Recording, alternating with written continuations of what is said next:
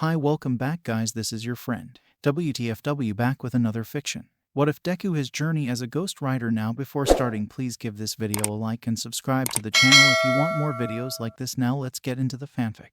Ghost writer appearance greatly affected Japan. I in a good way. The criminal rate lessened 1.3% at the span of a week, which only All Might and Endeavor could do once. The rate isn't that great, but authorities call it a progression. However, during the said week, 3 local heroes died a gruesome death, and a pro hero who specializes in rescue missions also found in the same comatose state that few other villains were found.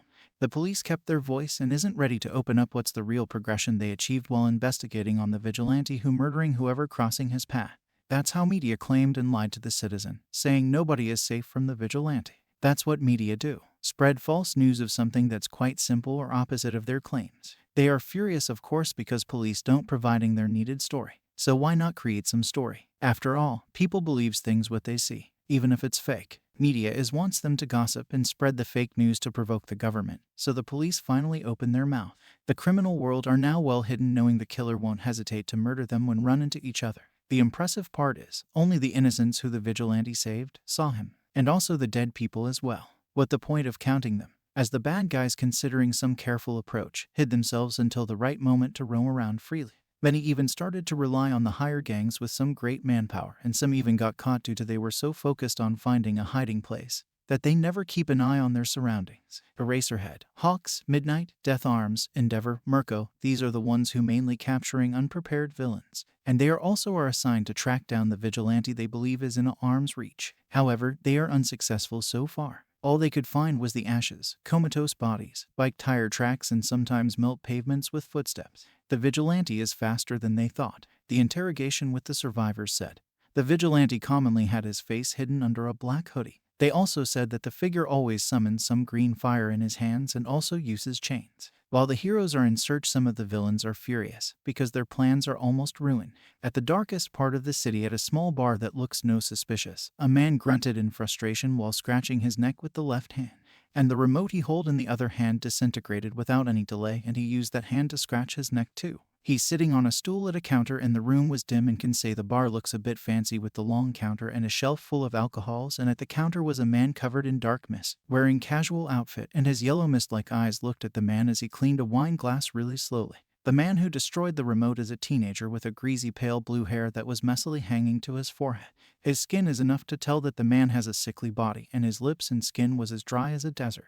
His eyes were bloodshot and red, but the strange part is, the man is covered in many fake hands all around his torso, hands, and face. He aggressively looks up at the TV and grumbled. That freak took my spotlight that nobody. He screeched as he watched the news of the vigilante. Tamura Shigaraki, I don't know what are you talking about. The blue mist man said, and Shigaraki scratched his neck really harshly, still looking at the TV wide-eyed. Kurajiri, I worked hard all this time to build up a group that supposedly gain attention. Some low level had already stole my spotlight. I am getting angry, Shigaraki said, but we hadn't debuted yet. Our plan will bring you the spotlight. Kurajiri comforted. The villains we gathered has a problem with that freak. You know I don't like losing some henchmen we gathered slowly since a month. If this is as threatening as it sounds, secure a base where they can stay or something. Shigaraki said like he's crazy, but Kurajiri nodded. Master will provide a hiding spot. I'll arrange it then, Kurajiri said, and Shigaraki looked at him and said, we should ask for Master assistance. He told me about a big project with the bodies he said us to collect. Shigaraki said, we can go to Master if you wish. Kurajiri offered, open the portal, I should meet him in person. The class started late that day. Izumi and the girls were silent the whole time.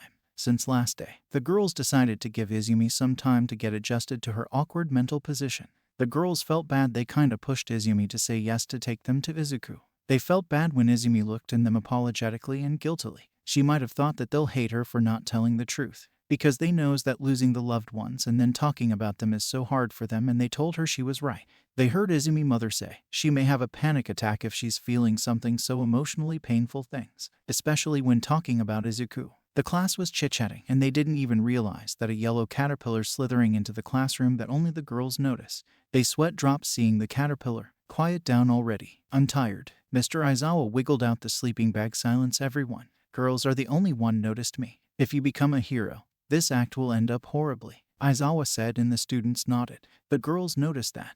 Their sensei is having a negative effect doing all the hero works on top his vigilante investigation. The girls finally realized why their sensei looks worse by every day. I got two things to tell you after that you'll do the activity. Aizawa started and the boys started to talk to one another of what their teacher is planning for them. Aizawa activated his quirk and the students immediately shut up. Izumi should be lying if she said the man is not intimidating at all. Sure, he's dangerous. She heard a lot about Eraserhead when Izuku bickered about strategies and whatever he sees about a hero. The analyzing teen always a fan of Eraserhead, too. Well, he loved every single heroes. That was him. Don't speak until I say you can. Now, first one is an important announcement. Due to the special class cancelled, we'll have another class, rescue practice and the basics, so we are going to USJ. Aizawa said, glaring at them tiredly so they won't start talking again. Before you ask what USJ is, USJ stands for Unforeseen Simulation Joint, a facility that has many terrains with different disaster, and you are gonna do rescue training, so you could understand the importance or the basics of being a hero. Rest is explained when we got there. It's in 2 days, be prepared. Aizawa added, and the students started to discuss about things again. What is the second activity, sir? Momo asked, raising her hand. Aizawa sighed. Choose yourselves a class representative. Aizawa said, crawling back in his sleeping bag. Do whatever, I want the result by the end of the period. Now shut up and don't make me shout again. With that he fell asleep. Everyone's sweat dropped again. How is someone can fall asleep that fast? Probably only their sensei. Everybody raised their hands when Momo asked who want to be the class rep. Silence. We should vote for who the class representative is, and the winner is going to be the one with many votes. Ida suggested, awkwardly moving his arms like a robot. What if you vote for yourself? Kaminari questions, and Ida stood up straight again. That's why self-votes are prohibited. Now start, we can't waste our time, he said, spanking the air. By the end of the period, Momo and Ida chose as vice rep and rep. Momo, being vice representative, thanked everyone, and Ida beat the air again. Nice, now go for the lunch. I'm leaving. Aizawa grumbled, literally rolling out of the room in his sleeping bag. Now within 2 days, they're gonna learn more about being a hero. Izuku will be proud. Izumi thought, standing up, and before she could move, 2 pairs of hands enveloped her in a small hug. Izumi was stunned but smiled at Ochako. Hey, what's wrong? Izumi asked, even after knowing what's going on with her. Ami, I'm so sorry if I ever hurt you by the name of your brother. I thought I can make more friends. I pushed you and I'm the reason you let us come with you. I shouldn't have done that. Hiro apologized, sounding really hurt by her own actions. Hey, don't say that. I was at fault because I didn't tell you guys anything sooner. I'm sorry. Please don't blame yourself, okay? Izumi said, returning the hug that other girls joined. They are really the best. I should do the honors of a good harem. Mind to who was there eyeing their body. Sue whacked him upside down his head with her tongue. Pervert. Toru pouted at the perv who was still eyeing them. He a shameless bastard indeed. Shigaraki came out of the portal to a dark lab with many computers, capsules, wires, and big glass tubes. Inside the glass tubes were this strange pink liquid and many bodies of people in it. Shigaraki heard about his master project but didn't know what is it.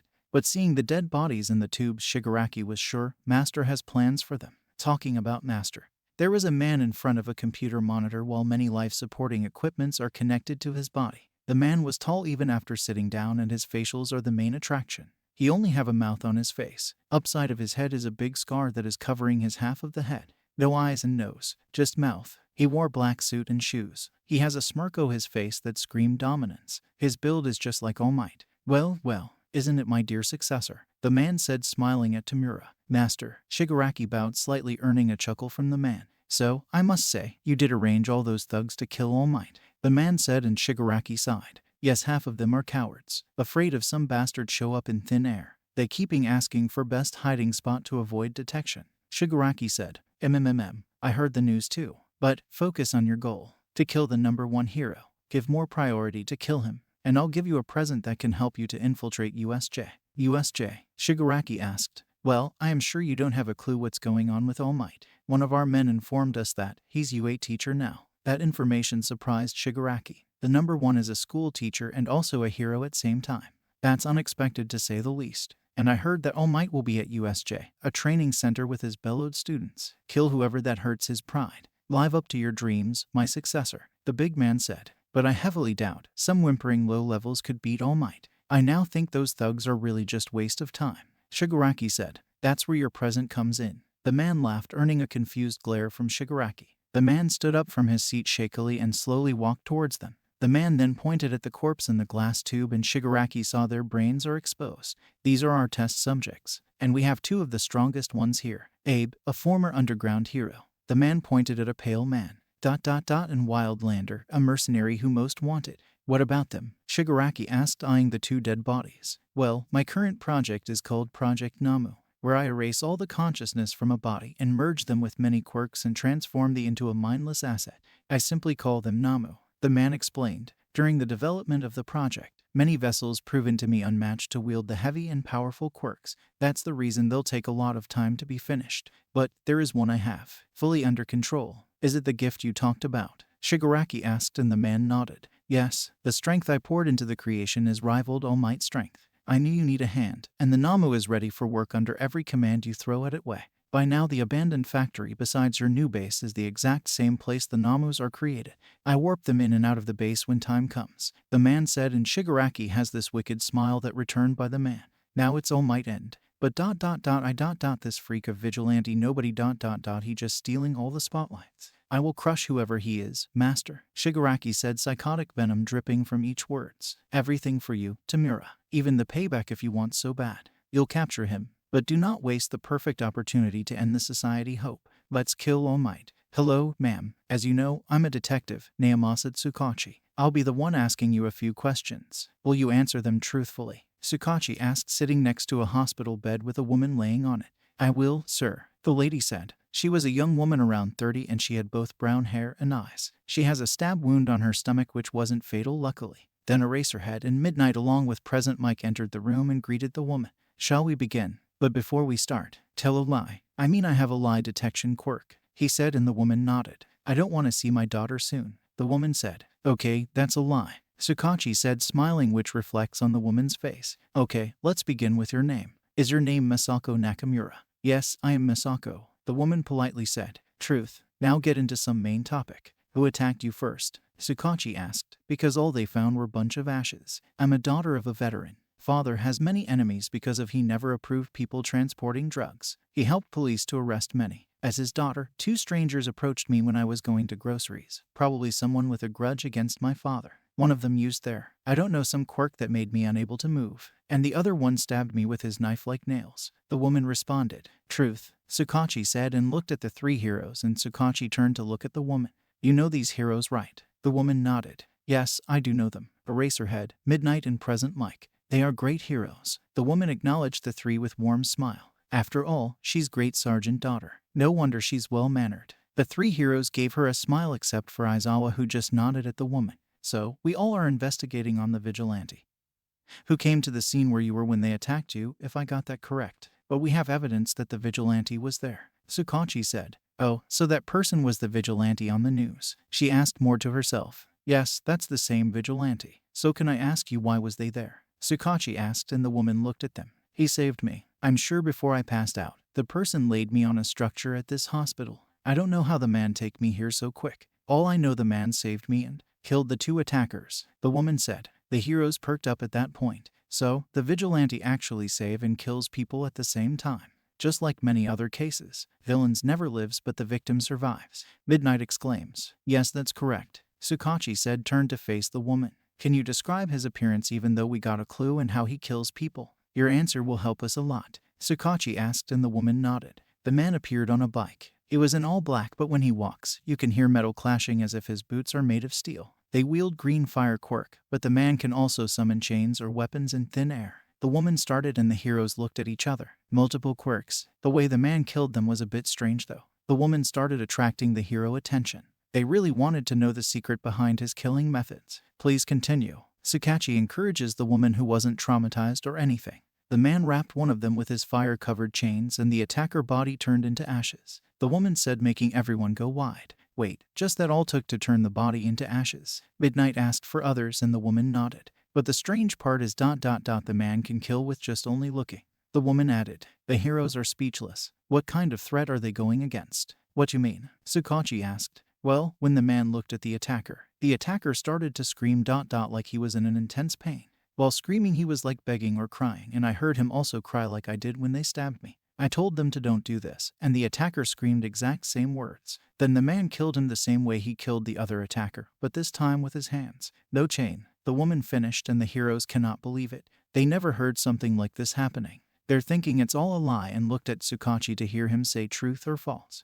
Truth. Now they are up against someone that beyond their level. That's great. The new morning was eerie and cold. The clouds are getting darker and the rain showers slowly gaining the momentum to pour down. As it's a warning, no birds flying around the horizon. Due to the cold atmosphere, citizens prefer to stay in their homes sleeping in their bed. However, not every individual thinking the same way. With that being said, finally the dark clouds let their wrath upon earth by finally letting the rain pour with all power, and a powerful wave of wind accompanied the heavy rain. Trees swayed, and they're no wonder if many birds having a rough time keeping their nests safe. The normal people will wonder all that, right? Yes, they will. Only normal people. What criminals thinks are different. Mainly they think how to let blood flow with rain and how to replicate a storm's destruction. For them, those are normal. They love red waterfall better than the colorless ones. That's their essence of satisfaction. At the church surrounded by muddy swamp-like yard, through one of the windows heavy wind burst through with the heavy rain into the dark interior of the hall. The cold breeze soon followed, filling the room and sending goosebumps all over, the boy asleep on the concrete throne. However, as long as he's the rider, no cold wind is capable of disturbing his peace. Nothing can, almost. Only sinners could. The two eyes snapped open, glowing bright green, illuminating under the darkness in there. No cold wind woke him up, nor the rain. Sinners did. He saw many, gathered up in one place, laughing, joking, arguing, forgetting all the worries of what's going on outside. They committed the worst crimes that yet to be punished. Their arrogance indicating their power over the laws, because they have money. Their ignorance indicating they aren't slightly cautious of the outside world, relying on brute force. Their sins are peaking over the most, as well as the numbers of them, probably hundreds of them. But they do have one thing in common. They are stained by the blood of the innocents. They are stained with the curses of the poor unfortunate souls that yet to be have justice. If the heroes can't bring the justice, Ghost Rider will. Ghost Rider can hear them cry. Now it's the sinner turn to cry. Not far from the church, Izuku sensed the overwhelming surge of negativity belongs to the said 100 or less people gathered around.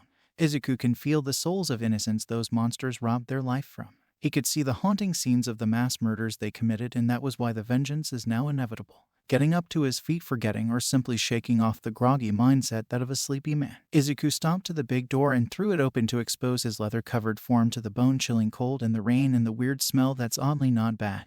That's coming from the muddy swamp. Outside, his Hellcycle, sensing his master's urgency, already was parked at the very entrance to provide a quick access, and Izuku closed the big wooden door with a bang before straddling his bike, which automatically started its engine. With a fast pace, Izuku rode his bike through the mud with no effort and made it to the road and turned to the way that leads to the sinners. Many of them. But soon, that many of them becomes non-existent.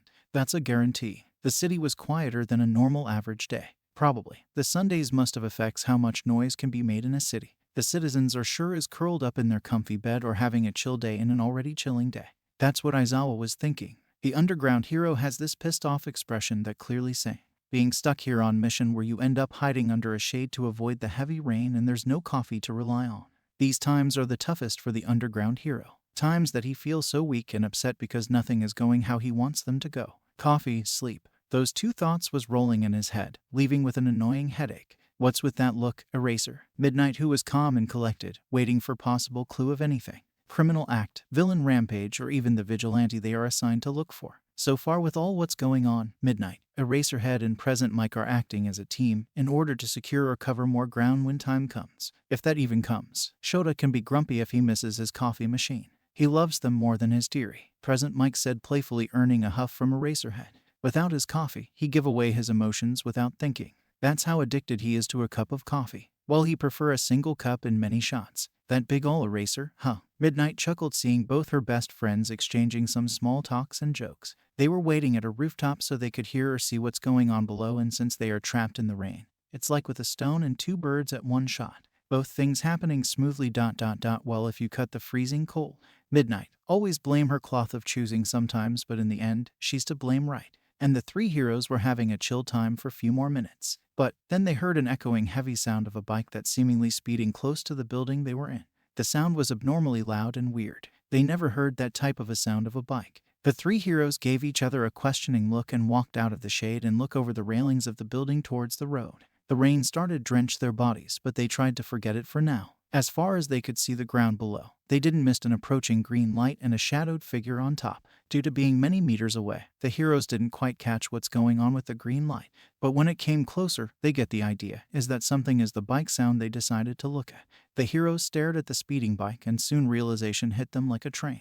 The green light actually is a scorching emerald fire that enveloped the one's black good tire, and the bike itself seems like it gone through worse than the tires since it looked all burnt and cannot tell what color it previously flashed when it was fine and well. But what take them by surprise is the figure riding the light two-wheeler. The person doesn't look like panicking or simply say, is unaffected by the fire. Well, that didn't quite surprise them like the one good detail about the rider. They saw him had his hood up, probably to not get drenched or something. And instead of a glimpse of a human face, the three heroes only saw the green fire coming out of the figure hoodie. A fire transformation quirk. Midnight wondered out loud. A fire quirk, that's for sure, Mike concluded even though it was obvious. While the two arguing, the biker rushed past the building they are in and turned a corner a bit far from them. While that all happened, Aizawa, the more reasonable wise one, was contemplating something. Green fire, bike, a person who seems to emit same quirk on their head. The green fire part lunged in his head the more than the other two. Putting two and two together, Aizawa realized the explosion had the same green fire they saw just now. Sukachi said, the possibility is the vigilante who came out of the fire pillar. Judging by that ... they just let their assigned vigilante slip away before even know it. Chase him, Aizawa shouted, jumping off the roof using his capture weapon. The other two was stunned and confused. Wait, Eraser. Hey, Midnight called out and followed Eraserhead using her whips, and present Mike relied on his voice quirk by facing down and yell at the building, and the base was powerful enough to let him move across each buildings and little bit losing both his fellow hero and husband. They already was a bit ahead of Mike by few meters gap. However, he maintained his balance and concentration steady. Eraserhead was on lead, knowing exactly where to go next, because the burning bike led a black few centimeter deep tire line on the road that basically leading them to the biker. Eraserhead already wore his goggles. If the figure is planning a sneak attack or lure them into a trap, he'll be ready. Prepare or be sorry. That's what his whole career experience taught him. He carefully inspected the correct coordination, as well as his surroundings, and also keeping his eye on his teammates. Both of them are a few feet away from their cat-like friend, who was moving flawlessly without much effort. Eraser, wait, tell us what happened or where are we going? Midnight shouted from behind, trying her best to keep her breath calm so her lung won't burn. Yeah, what? Mike screamed, accidentally activating his quirk for no other reason. That green fire. Think about it, who that belongs to, Eraserhead shouted back. Midnight was the first to realize that, and followed by Mike, and both had their eye wide. They didn't even realize it, which was shameful, due to how easily one can pinpoint the two similarities of both the vigilante and green fire. They even witnessed the green fire pillar. Oh, Midnight could only mumble. As their path progressing, Aizawa was the first to realize that the vigilante was headed to the abandoned area of the city, and in a hurry that he started to wonder why. Probably for the killings. Eventually they reached the ghost city, and finally they saw, at the far distance, a green light outside an abandoned big storage unit. And looking closely at the light, Eraserhead saw only the burning bike. Soon Midnight and Mike was by his side, looking at the same spot where Eraserhead was looking. Finally, Midnight breathed a sigh of relief. Running a mile isn't as pleasant of an experience like when you sit back and watch someone else run their ass off. And Mike is coughing mess, overusing his quirk and all. Just Aizawa was the only one that looked at least maintaining his composure. Don't take calm breath yet. I am thinking of confronting him. You two have to come with me, Eraserhead straight up ordered, and moving forward with a seemingly good plan. After all, his quirk can nullify another, right? Then they have Midnight with her sleeping gas scent, or Mike with a stunning sound. What could possibly go wrong? As the rain raging outside of their new hiding base, the villain were having a great time. Few of them are snoring peacefully while the rest doing whatever they do on free time. They are all having their good time, and many of them formed alliance that may useful in future, and little did they know, there's no future. If they see another morning, thank the miracle that helped them, since they cut between a hiding place and outside world. They didn't know of the possibility of heroes or some random locals finding them. They was promised to be safe here, out of all the civilization. In the ghost city, nobody except their new boss knew of the exact location of their whereabouts. After all, the man himself came out through a dark purple misty portable and delivered their mission info and necessities last night, and even gave God-forsaken for long speech of his hollow ideals that the villain didn't care much. They only had their eyes on the money they'll get. Simple life. Follow the man and get their paycheck only to scoot before they even know it. Every single one present here had those traitorous aura that can come as a real threat if no one beforehand sense it. After all, they all had somewhat same mindset, and because of that, it's sometimes hard to trick one, or sometimes it's easier. They sat around the floor on top of some rug they were provided, and they sat there dreaming of the possible things they could do with the money they are about to receive. However, outside they heard a loud sound, and it stopped immediately as it came. "What's that?" Few of the guys questioned in unison, while some didn't even pay attention. "Who gives a damn?" One of them replied, sounding bored. "It's nothing." "Shut up, Yil," came various comments with different attitudes and accents. As they were bickering, the big two-sliding door leads to the storage unit busted open, with the doors bending to inside due to the heavy impact put on it. The criminals flinched out of instincts, and some stared wide-eyed at the entrance. "What the hell?" One with 4 arms yelled, looking at the entrance. Like, what was he expecting to find? Wasn't the what he got to see. They even expected a hero bursting through the doors, but they saw a full black-covered figure who hiding behind the hoodie and even have flames coming out of it. Black smoke came out of both fire and the figure. They aren't sure who or why the person is here for. "Is that guy with us?" Someone along their team spoke. "You think that dim-witted jerk has to bust in our base if he was one of us?" Another one scolded. "I met Psycho around more than edgy than that." Another said, "The Ghost Rider isn't here to play, but they have no idea. Only villains knew this place, and seeing someone barge in the secretive place made them think if they are accompanied by another fellow criminal." But they felt this threatening aura around the hooded man and kept their distance until they got the confirmation. Either they are dealing with some violent wannabe villain or a new hero in town who's here by mistake or to show off. They are almost 100, and they were possessed with the overconfidence that comes with a high number. A single hero is a bug compared to them. However, Ghost Rider is no hero, at least not the one they are used to. Ghost Rider slowly observed the less threatened foes, and he focused on what the souls of their victims has to say. They only saying one thing: vengeance. That was Go sign, which Ghost Rider gladly took. By moving forward in a slow phase, black smoke immediately increases in quantity, and the green flames coming from his hoodie burnt brighter. The heavy metal click of his boots melted the concrete as he moved forward, lessening their distance slowly. "Hey, calm down, you. Say you're our man and we'll go slowly on ya." The short villain with gun barrel-like fingers sneers, sensing a possible action coming. They all scoffed at the burning figure and leave it to their short friend. But the figure never stopped his slow walk, and they looked at each other and smirked. "Hey, Gunhead. Don't end the freak so soon. My knuckles are thriving to destroy another pretty face." One of the big men shouted, amused by how stupid the newcomer really is. "Really? A single-minded nobody presenting his sorry ass to the big fishes of the vast sea of the villainy. Some stupid could only think of that." "Yeah, whatever." The gun quirk user chuckled, while they gave the stupid a chance. "Hey, you, better brace yourself. You lost the one good chance to get out of here," the gun quirk man said, laughing, and ran straight at the Ghost Rider, activating his quirk. He aimed for Ghost Rider's knees so he won't kill the figure so easily. The Ghost Rider only did one thing, and that is just walking slowly at the big group, not even dodging the bullets when had the chance. The man fired, and the bullets connected with the target, but the bullets usually cripples an individuals by the bullets ripping through the skin and shatter the bones and render them useless. The bullets even could rip apart the target limbs if aimed correctly, which the villain did. Correctly aimed for the knees to separate them from the figure body. The villain himself, or simply say the villain, all expected soothing melody of the figure scream, beautiful red blood and flower like red scattered flesh and bones. But what they saw had their eyes almost popped out of their sockets. The powerful hero taming bullets that can pierce through thick blocks ... hit the knees of the man, threateningly moving forward. And not only they couldn't see blood or gore, but they could only see the bullets didn't do anything. The bullets could only hold the leather pants that in a second reformed their normal state, leaving no evidence of a bullet hole. The rushing villain halted, skidding, really shocked that someone who they thought to be a weakling didn't even seem to be affected by the attack.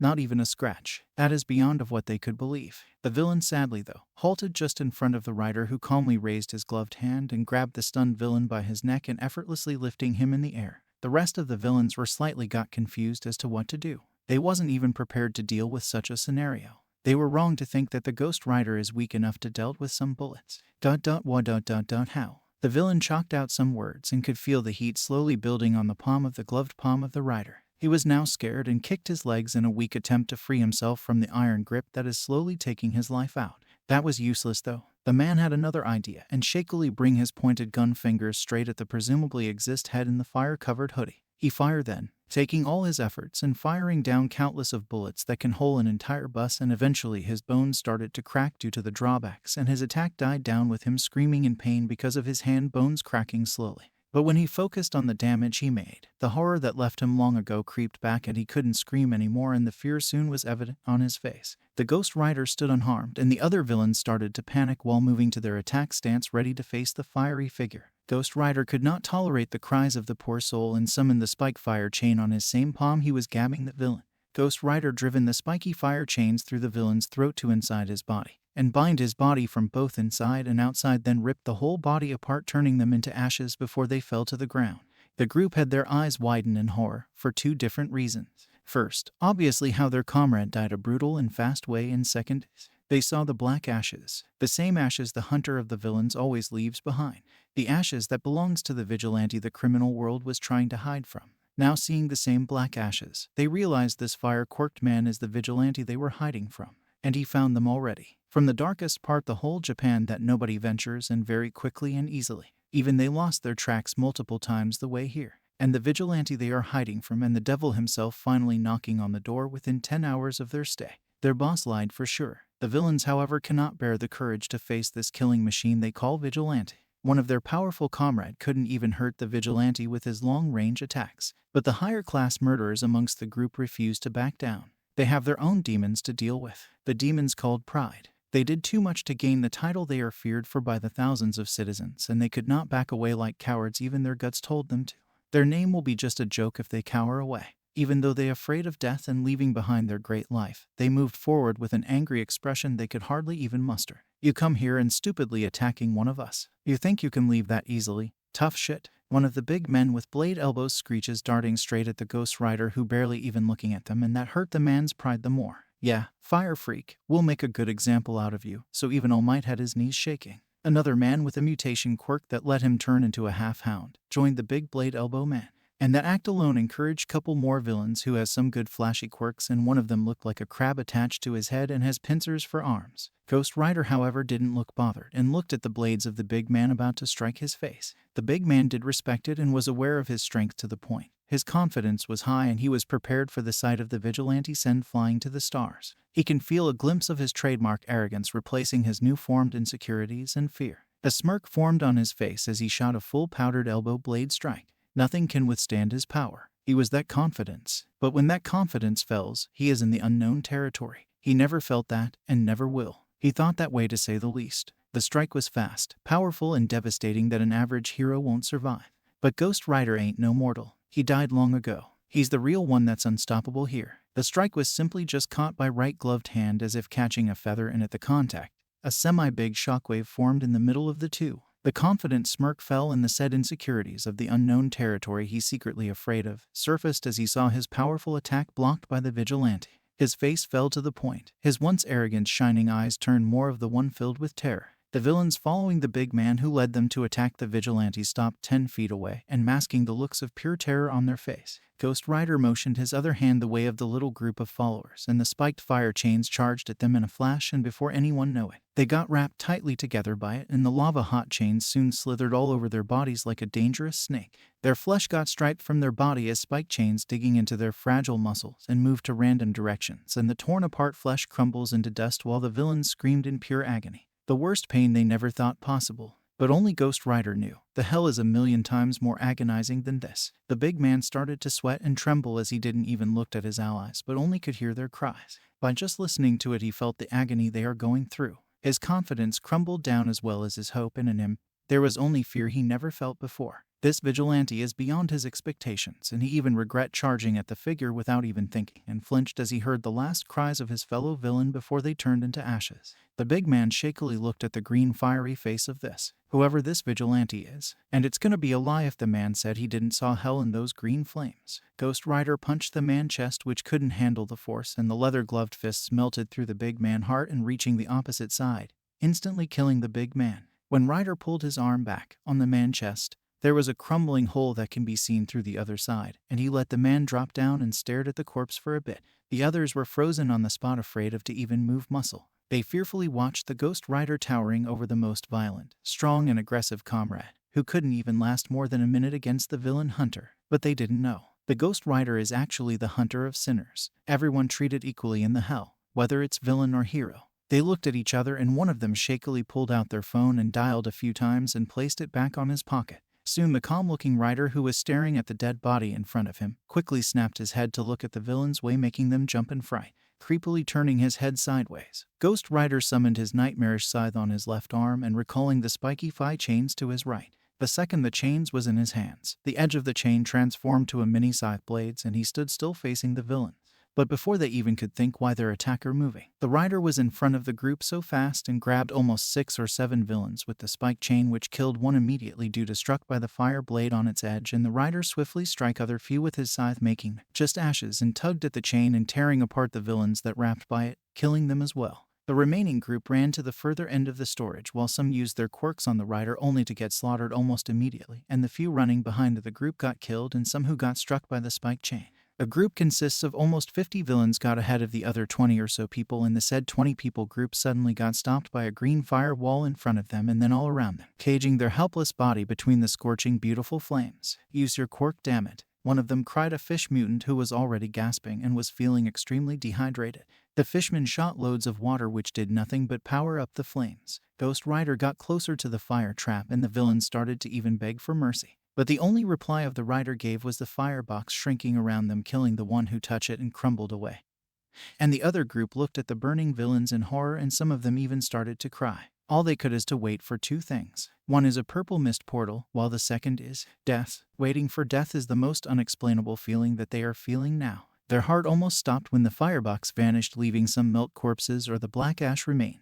Ghost Rider was now face-to-face villains, and that's when the portal they were waiting for, like what felt like eons, and their leader Shigaraki, who was unknown to what's happening, stepped out of the portal, and soon the villains rushed towards the portal to immediately get away from the rider. Shigaraki almost got through sideways. "Oi, oi, what the hell?" he shouted, but neither of the villains said anything other than to curse and fall in an attempt to go first. Shigaraki was confused, but then he saw something coming and grabbing few of the villains and incinerating them in the process. Shigaraki eye widened and looked at the hooded rider who continuously killed of the people he collected during few months in order to do the Kill All Might project. But then he saw the black ashes on the floor, which he recognized as the vigilante leaves behind every crime scene, the man who stole his spotlight. But then he saw how easily and fast the vigilante killing off his men. "You," Shigaraki spat, pointing at the rider who doesn't give a damn who he is and swings the fire scythe that cut off the pointed right hand of Shigaraki, who was confused at first of what happened, but seeing his clean-cut hand, Shigaraki screamed in pain and saw the scythe was coming at him again, but soon a portal appeared under Shigaraki, causing him to fall in it in nick of time. A millisecond late, Shigaraki is now a bunch of ashes by now. The villains almost everyone evacuated, but due to the rider closing distance to the portal, Kurogiri warped himself and the ones who were already inside and escaped the scene, only leaving 3 of the villains behind, who cried and begged to come back. Rider grabbed 2 that close to him with the chains, killing them in a second. Now only 1 left. PL.ease. I'll give you anything. Don't kill me. I'll give you anything. The villain desperately croaked out. But the rider didn't say anything and aimed at the man and swung his scythe again. But before the man could die, 2 tape-like things came and dragged the villain out of the way. "Stop now. We're here to arrest you," the voice yelled from behind, and Rider reverted back to his mortal form and turned around chuckling. "Underground hero Eraserhead, or Shouta Aizawa," Izuku said, making the 3 heroes stood stunned, "and the villain is wrapped in with the capture weapon. Who are you? Why are you murdering people, and why?" "Surrender now," Midnight shouted. Izuku laughed at their face and replied, "I'm someone that you never can be. A hero that brings justice to the lost souls. I'm the one here for the vengeance, so the souls of the innocents can be free. I'm a hero that prevents deaths of the innocents by killing the threats looming over them."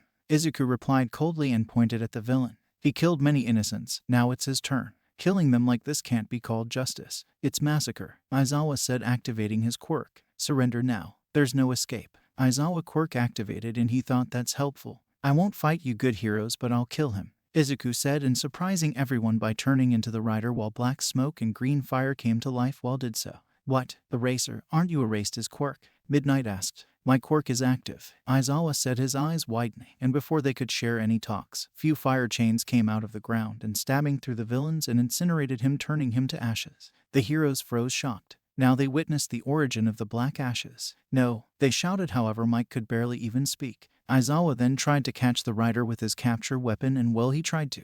The capture weapon burnt to crisps when it got closer to the rider. Nimiri activated her quirk, but the rider wasn't affected at all. Rider didn't have any business with them and summoned his bike, which rode itself to its master, surprising the heroes, and then the rider rode away like nothing ever happened.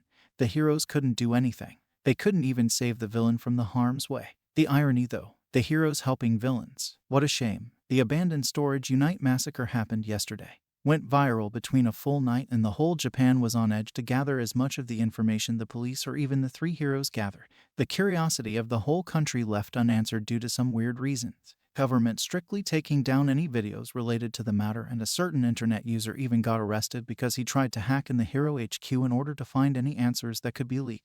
Turns out the hacker is under the charm of money some local reporters provided, and they got their whole studio shut close. Not like government has much answers to begin with. The society is fierce, and they can be dangerous if needed. The authorities just wanted to people stop worrying. That's the main reason behind there is no answers people wish to know. 57 confirmed death alone in the storage unit. That's the only thing people end up knowing. People started to compare this vigilante with the number 2 hero Endeavor at one point, figuring out the vigilante possess a fire-related quirk. They knows that because of how the crime scenes are. Burnt, melt, and even corpses that turned ashes are one example. Many sightings of the green flame after the incident adds up 12 more confirmed deaths, and thankfully, 7 lucky citizens were safe, and they claim that green fire was there to rescue them. Police officers letting nobody question the victims any questions and what may the reason behind it. Even the 3 UA teachers and heroes refused to answer the questions. At some point, the powerful heroes confronted the green flame during the incident, and seemingly they were unsuccessful on catching the vigilante. All we know is that only the villains at the crime scenes are dead. The one hero who got heavily injured last week now is healed and has promised to answer our questions. We'll update soon. The early morning news filled the silence of the bar. The heavy groans of Shigaraki got pressed down by the TV loud volume. Kurogiri constantly checked up on both the remaining traumatized villains and Shigaraki since the minute they've returned after a less fateful encounter with this green flame. An obvious false name media came up with the infamous, yet mysterious vigilante. Kurogiri once in a while felt the fear in him wake when he saw the severed hand of Shigaraki. They almost end up killing him when they figured it out that the burn inflicted on Shigaraki clean cut was spreading slowly until they had their master doctor hardly even heal it. Tamura in the end had to move on with a new robotic arm instead of his real one. He cannot use his quirk with that hand, and as well as the darn thing is really hard to control. However, Tamura was still in pain somehow. It's been almost 12 hours since the incident. The incident Shigaraki never could forget even he wants to. Shigaraki Tamura, as your wish, the thugs finally agree on stick with your plan. And Master All for One informed me that your prosthetic arm can be mastered within few hours from now, Kurogiri said, handing a glass wine to Shigaraki, who tried to grab it with his fake hand. That sadly ended up breaking the glass. My hand. I can't even feel relief. That burn is somehow stinging, Kurogiri. I'm mad. I can kill him. I will. But no matter what, my goal is All Might. Then I kill that bastard I Shigaraki said furiously. Shigaraki, I must object to the point. You're in no condition for the whole plan. Remember that vigilante does show up everywhere. Kurogiri reasons. Kurogiri, I got my hand cut off. The burn is still there. But I will never waste any more time crying over it. I want to kill the number 1 hero and be the one in top. Everybody wvery. You and the freak all be afraid of me then. I'll show him, Shigaraki said, scratching his neck furiously. As you wish, Shigaraki Tamura. The namu is ready and Master said to tell you. Kurogiri said. Yeah, I'll deal with it. I've already has it under control. It can even kill All Might. Think what it can do to that freak. I'll rip his both hands as a token. Shigaraki monologues. Yes, Shigaraki Tamura. Kurogiri agreed, swallowing the worries. The namu can defend them. They're sure of it. Knock knock knock. Someone knocked on the door. Deal with it. I have already enough pain to deal with, Shigaraki said, and take a sip of newly served wine. Kurogiri obeyed and opened the door to reveal 2 teenagers and villains. One was blonde girl with double hair buns and same color eyes. Her expression is a creepy grinning resting face that can give you goosebumps. The girl was shorter than the boy next to her and wore a school uniform. And the boy next to her was a tall one with so many burnt marks on his whole body. The burnt skin of his face were stapled on the right places, and he looks to be in a quite boredom. He overall wore some dark shades of outfit. Kurogiri eyed them up and down and gave a questioning look, if that's possible. Yes, may I can help you too. Yes, Mr. Mistman. We heard you're throwing a welcome party for all teeny-weeny villains. So, me and Mr. Scorchburn decided to join the party as well. We even know you met that mystery green flame person too. The girl chirped as if she saw a whole amusement park for the first time. But the group is shorter comes to all the rumors. I thought there are hundreds of you, the boy says in a sly smirk. Kurogiri stood there dumbfounded. Well, we do have plenty men hiding in one of our other bases, due to some misfortune, Kurogiri said. Misfortune, as if the man with many hands lost one. That's sad, the boy said, chuckling, clearly referring to Shigaraki. Shigaraki did not miss the insult and disintegrated the glass and stood up aggressively, about to jump on the raven-haired man, who chuckled amused. Oi, oi, I will do my revenge. Now get the fuck out or else. Shigaraki spat, gritting his teeth. Or else what? I can gladly do cut that one more hand if you wish. The boy said. Hirajiri, I don't want rude people in my group. Kick them out, Shigaraki said and sat down on his seat. Hirajiri looked both party and desperately stood next to Shigaraki. But, Shigaraki Tamura, they came this far and willing to join us. They look more stronger than the thugs. Shouldn't we give them chances? Hirajiri, no matter how far they came, I hate when someone insults me. Shigaraki said irritated. You look even uglier than I thought you'll be. Shigaraki this time almost threw punch and the boy did the same. However, Kurajiri opened some portals around their striking fists and made them connect somewhere else. Calm down. We need both of us. So let's start with your names. Izuku pushed open the big old church doors and got in the dark hallway, and when he did so, the Hellfire-enhanced chandelier lit up sensing their master's arrival, illuminating the room. His clothes dried quickly due to the heat of his hell form, and he has a satisfied, relieved smile after hearing all those poor souls are finally happy, except for the few who still crying due to their killers escaped the scene. But Izuku gave them a promise that let the souls a bit peace before he helps them too. He did plan to go after TH Group, but they were kept changing locations. But sensing the fear in their hearts, Izuku doubted if they do any crimes ever again. If they do commit crime, then it's their own fault for the pain he'll inflict on them. Izuku wanted to sleep even though he doesn't have to, but he wants to sleep still. He could be able to know if someone else needs his help. So a little bit rest was his plan, but Izuku felt a weak heat signature aside from him in the hall. It was so small and weak, as if the owner of it is dying slowly. Izuku looks to his right. At the same window the wind burst through before he left, and still is open wide because of the non-stop rain, and with enough light, Izuku saw the owner of the heat signature. On the floor next to the window sat a black bird, and its head was drooping and it was laying on its stomach. Then he saw the blood around the poor thing, and upon looking closer, its body were badly hurt due to the small pieces of the broken window, impaled on its neck and side, as well as its right wing were broken. Izuku felt bad for it.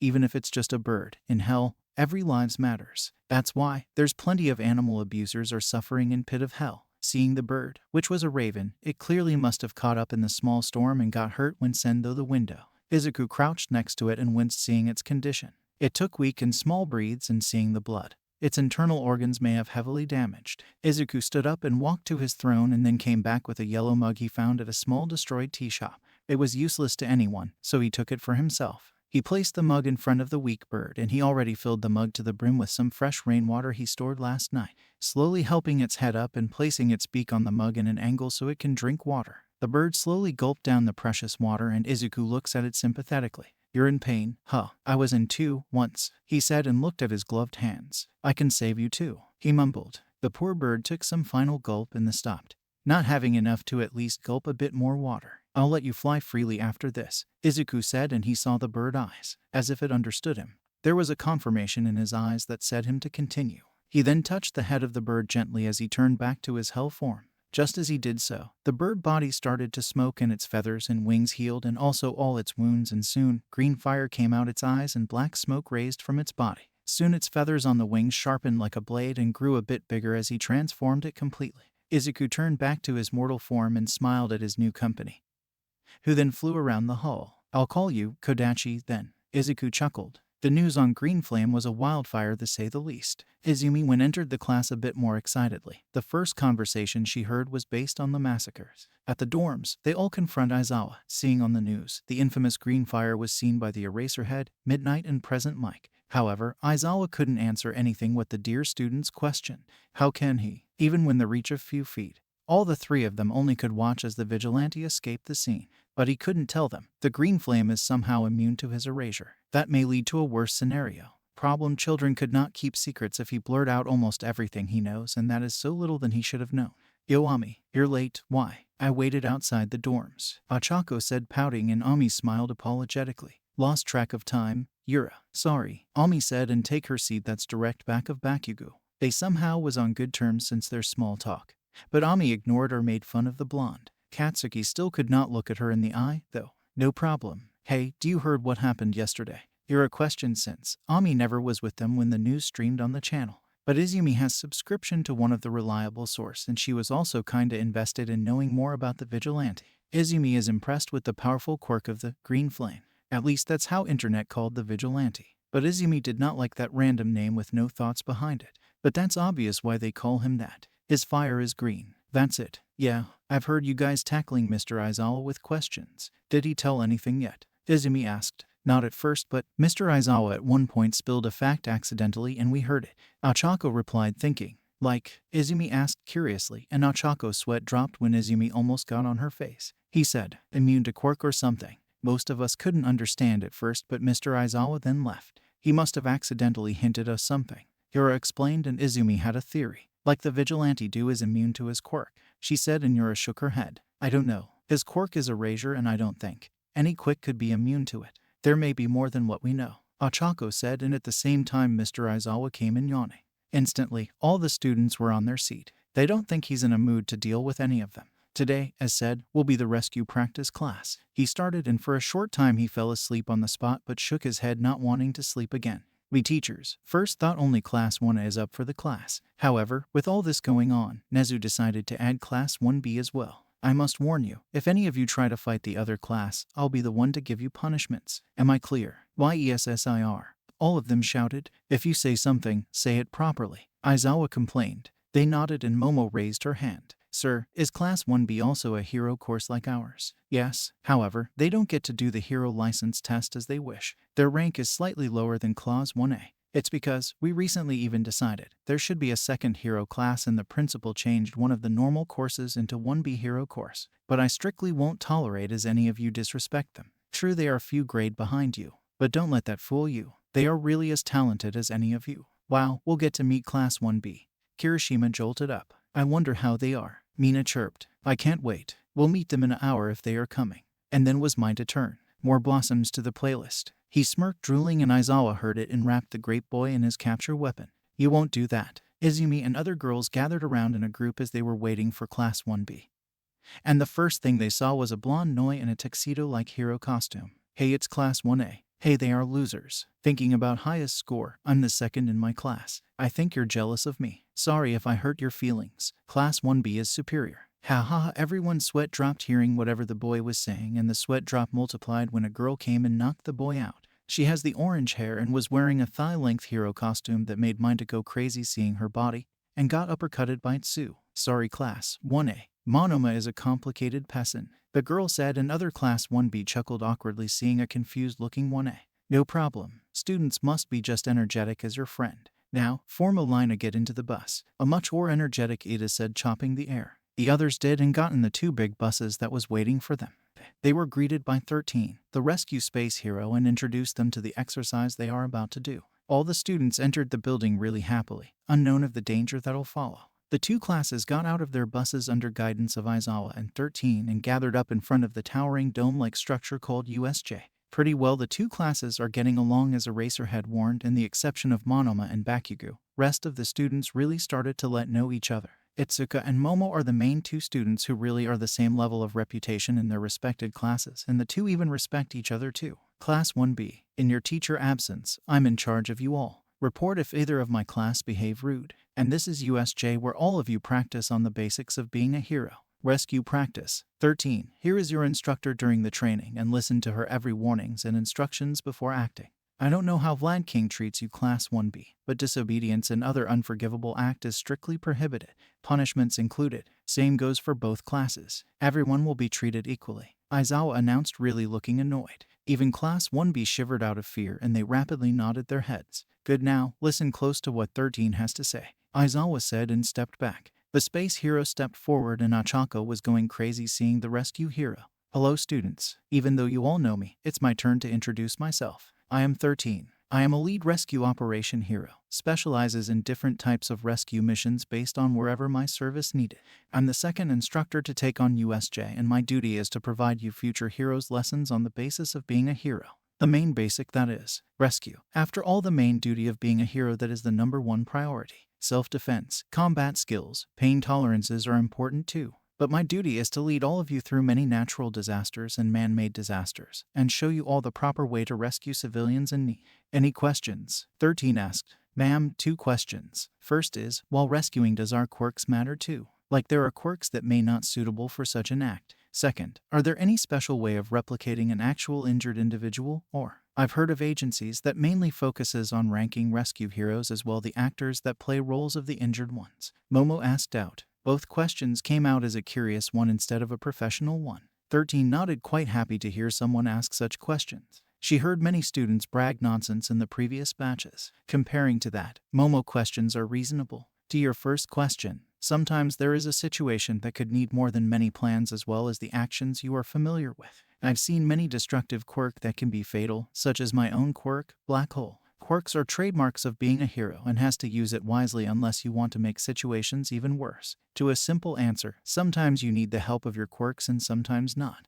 Here we'll show you the hidden potential of every quirks. And for the second question, we simply use robots that can be programmed to identically copy the movements and mindset of the hurt people. 13 instructed and the others were impressed with what they heard. The students talked about it while Mina and Izumi were wondering something else. But ma'am, shouldn't All Might be here as well? Mr. Aizawa said he will. Mina blurted out and Aizawa sighed. You shouldn't be concerned, Ashido. All Might probably running late. I'm sure at one point he'll catch up. Aizawa said and the pink-skinned girl nodded. If the doubts are clear, we should get it through. Follow me. 13 instructed and led them to the entrance. Class 1A is excited while Class 1B have mixed feeling. Out of blue, Flag King ordered them to get their sorry asses in their new hero outfits and join Class 1A with their rescue exercises. The Vigilante left an impact and Nezu wanted them prepared. Really thoughtful of the Chimera. Wow, our first exercise to become a hero. Izuku would be really happy, Izumi said to herself but heard by some of the students around her, including Class 1B. Is he your friend? Itsuka asked and the Class 1A girls froze confusing Kendo. My brother, actually. Izumi politely replied and Kendo smiled nodding at her new friends. I'm sure he will be happy to hear that. Yura said placing a hand on Ami's shoulder. Aizawa looks at Izumi and remembered what happened to her brother. He's really proud of his student to work really hard to become a hero for her diseased brother. He was lucky to have her, but he never knew. Actually, Izumi is the lucky one to have a great brother. Bakugo heard it all and he looked away from Izumi, can't face her. Ochako saw his reactions and decided to talk about that with Izumi later. Why and how is Bakugo connected with this all? When they reached the open entrance, their mouth fell agape seeing the interior of the USJ. Just like they were told, the interior consists of various terrains of each disasters, flood to landslide. Even there could be seen the big stormy area a bit far to the opposite side of the building, and they look just as real as they should be. By looking at them from the entrance could make them feel what each and every one of the land should be feel like.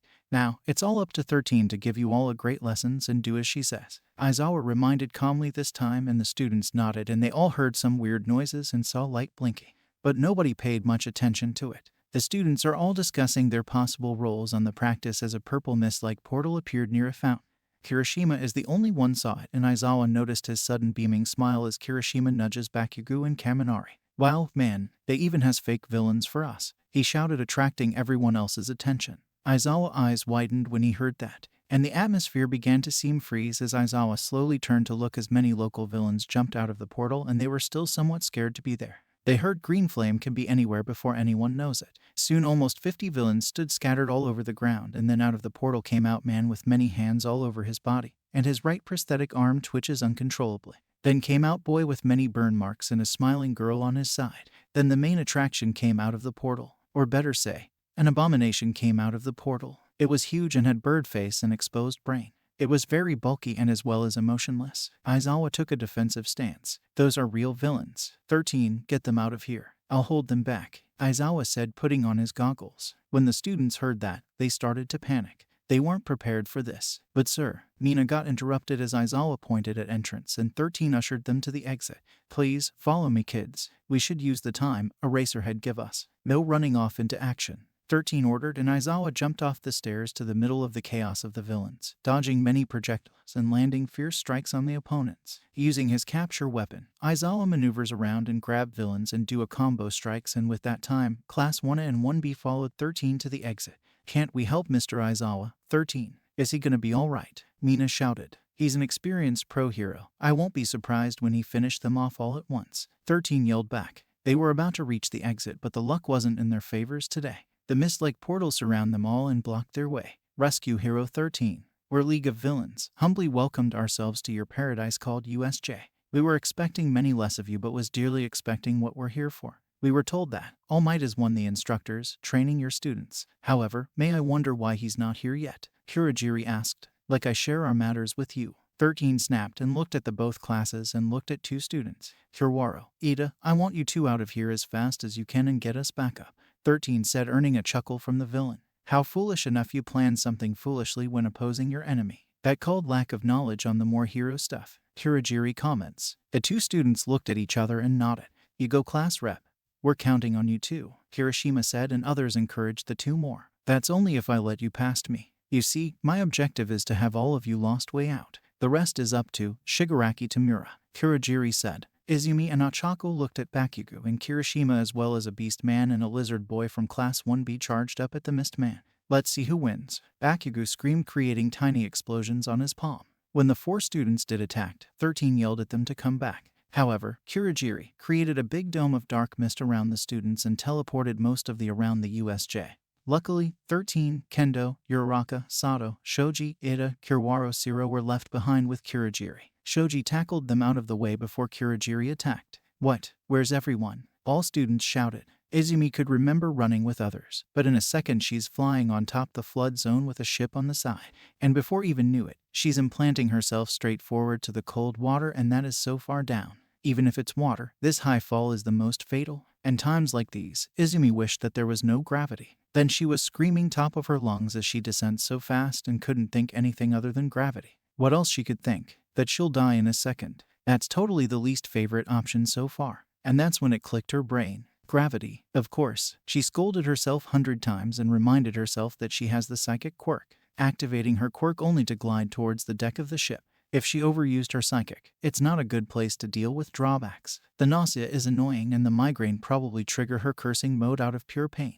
Just supporting her weight with psychic should do. Being a bloody poodle on the boat if her quirk wasn't hers really is an unpleasant sight to say the least. Izumi was thankful. Spiraling down at a less fast pace, Izumi prepared to roll to a stop the second she lands. Yes, only that much power she's adding to descent from this massive high. She ain't a big fan of heights, neither Izuku was, but adrenaline keep her awake. She did as planned by rolling like a ball as she landed and grunted as the impact knocked on her body. But other than that, her flight was safe. The crappy landing didn't do much to her, other than give her a slight ache. Still, she rolled a bit far and was about to hit the metal wall of the ship deck, and Izumi shut her eyes close. Thankfully, instead of a hard wall, something wet and soft caught her. You okay, Ami, Kiro? Izumi snapped open her eyes and saw her 2 classmates and a 1B student. Sue, oh thank God you guys are fine. Izumi shouted, but looking around the ship, she couldn't see anyone else. What happened? Are everyone safe? We were appeared here a minute ago before you. I don't know about others. Kiro, Sue answered, and Izumi saw another girl behind her 2 classmates, who had both her hands clasped together as if praying. Her eyes calmly closed with a frown on her face. Her hair actually was green vines with thorns. Please, Lord, accept my sacrifices in return of your word that you'll keep all of us safe. She prayed. Izumi blinked twice and remembered her name, Shizaki Aibara. She's a beautiful teenager with hero costume that resembles a one that worn by angels in mythos. Truth to be told, with her look, voice, and that selfless prayer is misleading Izumi to think she's really watching an angel praying for them. The girl elegantly opened her sparkly eyes and gave tiny glimpse of her smile. Believe in God, we'll be safe, she encouraged, but that's when Izumi really paid the attention to her other crying classmate, the one and only great boy, Minta Minoru. The short pervert's eyes are swelling with buckets of tears, and he was keep checking at the water while crying.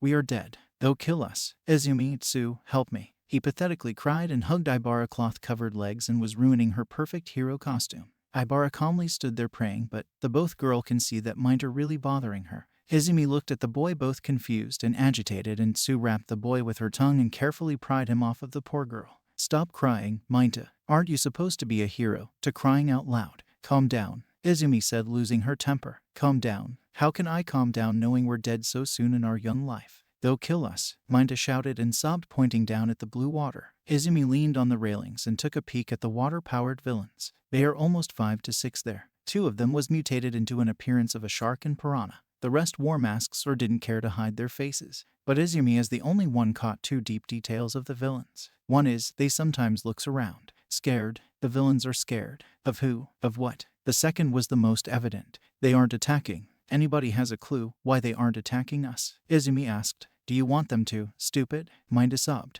The god might have heard my wish, Aibara calmly said. Sue took a look at them and thought about a second. They are hesitant. Like, they're expecting our first move. Kiro. Then it clicked. Izumi. You are right, Sue. By the looks of it, we're here, and that means everyone else is inside the USJ too. You are a frog, and they sent you here, at the flood zone. That means they aren't aware of our quirks. These guys are waiting for us to attack, so they can know of how to deal with us. Izumi pointed out, and Sue nodded. Correct. If they were to know us and our quirks, they should have teleported me over there. Sue pointed at a burning building in a distance. So, at least we can plan an escape out of this mess. We have time, Izumi said, and the other two girls agreed except for a pervy great boy. You lost your mind. We can't run. Just wait till the teachers comes and rescue us. Minda cried. Shut up. We can't wait and hope for the help. Who knows if they even knows where we are? It'll take so long. Who knows if we wait, we lose our chances. Just get a hold of yourself. You're a boy. You should be encouraging us. Izumi shouted back, making the boy flinch. She can be really scary when she gets mad. Ami has a point. If we wait, it might be too late for us. Sue agreed. I am afraid, but I believe in God. I'll accompany you, Ibara said, and the three looked at their crying friend. I am saying, you. Why don't you understand? He mumbled but knew they won't take a no. Okay, start with our quirks so we can plan an escape. Mine is burn and psychic. Burn lets me generate fire out of pores of my body and can go up to over many degrees in temperature. My psychic lets me control or move anything as long as I don't have pushed too much my power. The other three explained. Izumi thought hard for a minute. What would Izuku do during the times like these? She then came up with one and told the other three to what to do. They nodded, and first comes Tsu part. The frog girl wrapped herself and other two girls together while holding Minda out with the tip of her tongue. Izumi looks at everyone for the confirmation and then nodded at Ibara. Ready, Ibara? The angel girl nodded and closed her eyes. I'll do anything for us, she said, nodding. Okay, go. Izumi shouted, and Ibara activated her quirk, and her vine hair pressed down at the deck, lifting them up. While Ibara lifting them across the water towards the shore, Izumi's duty was to use her psychic around them and help Ibara keep them afloat. They're escaping. Attack them, the villains shouted, swimming under them, just like she wanted them to do. This should be enough to keep them away from them. Now Minta, Izumi shouted, feeling her energy fading slowly, and the migraines of her worries started to disturb her brain. She coughed but held on and used quirk at a controlled phase. Minata shrieked and ripped his ball-like hair and threw them all over the villains and on water, sticking them up together. Izumi used a bit of her power to also push some of the villains to the sticky balls. In the end, her plan worked out great. Ibara soon let them land as gently as she can. The second Sue unwrapped her tongue. Izumi fell to her knees, coughing really bad, and tears fell down her eyes to her cheeks. Her head was on fire. Ami, are you okay? Kiro. Sue crouched down, placing her palm on Izumi's shoulder. I'll help, Ibara said, showing worries, and helped Izumi to stand up with her vines. That surprisingly didn't hurt even after having thorns all over it. Izumi smiled up at them thankfully and appreciated Ibara and Sue's help. Minta, on the other hand, still in the shallow water, scared out of his mind. He stared at Izumi and other girls, mainly Izumi. Even though they were scared just like him, they never give up. Didn't even cry. So manly, Kirishima would have said. Then they looked up, hearing a small blast, and saw dust clouds rising. They were wide-eyed and remembered what's happening there. Eraserhead was fighting there. Mr. Aizawa. Izumi gasped and stumbled towards the spot. Ibara caught Izumi, seeing her almost fell down. Ami, what are you doing? Sue asked as she stood beside Izumi, who was on her feet, and Ibara vines keeping her balanced. Come on, Mr. Aizawa is in danger. Wishu, what are you saying, you stupid? Stupid. What the hell are you doing? We can't go there, Minda desperately shouted, refusing to go with his classmates' plan. We have to, just to look. We won't get in his way, Izumi said. Shigaraki wrapped his right hand around Aizawa's neck and used his left palm to disintegrate Aizawa's elbows, making the hero grunt in pain. Erasehead, calm down. It will be over soon, so cooperate. Your struggles are pointless, Shigaraki said coldly, and Erasehead coughed blood and winced in pain.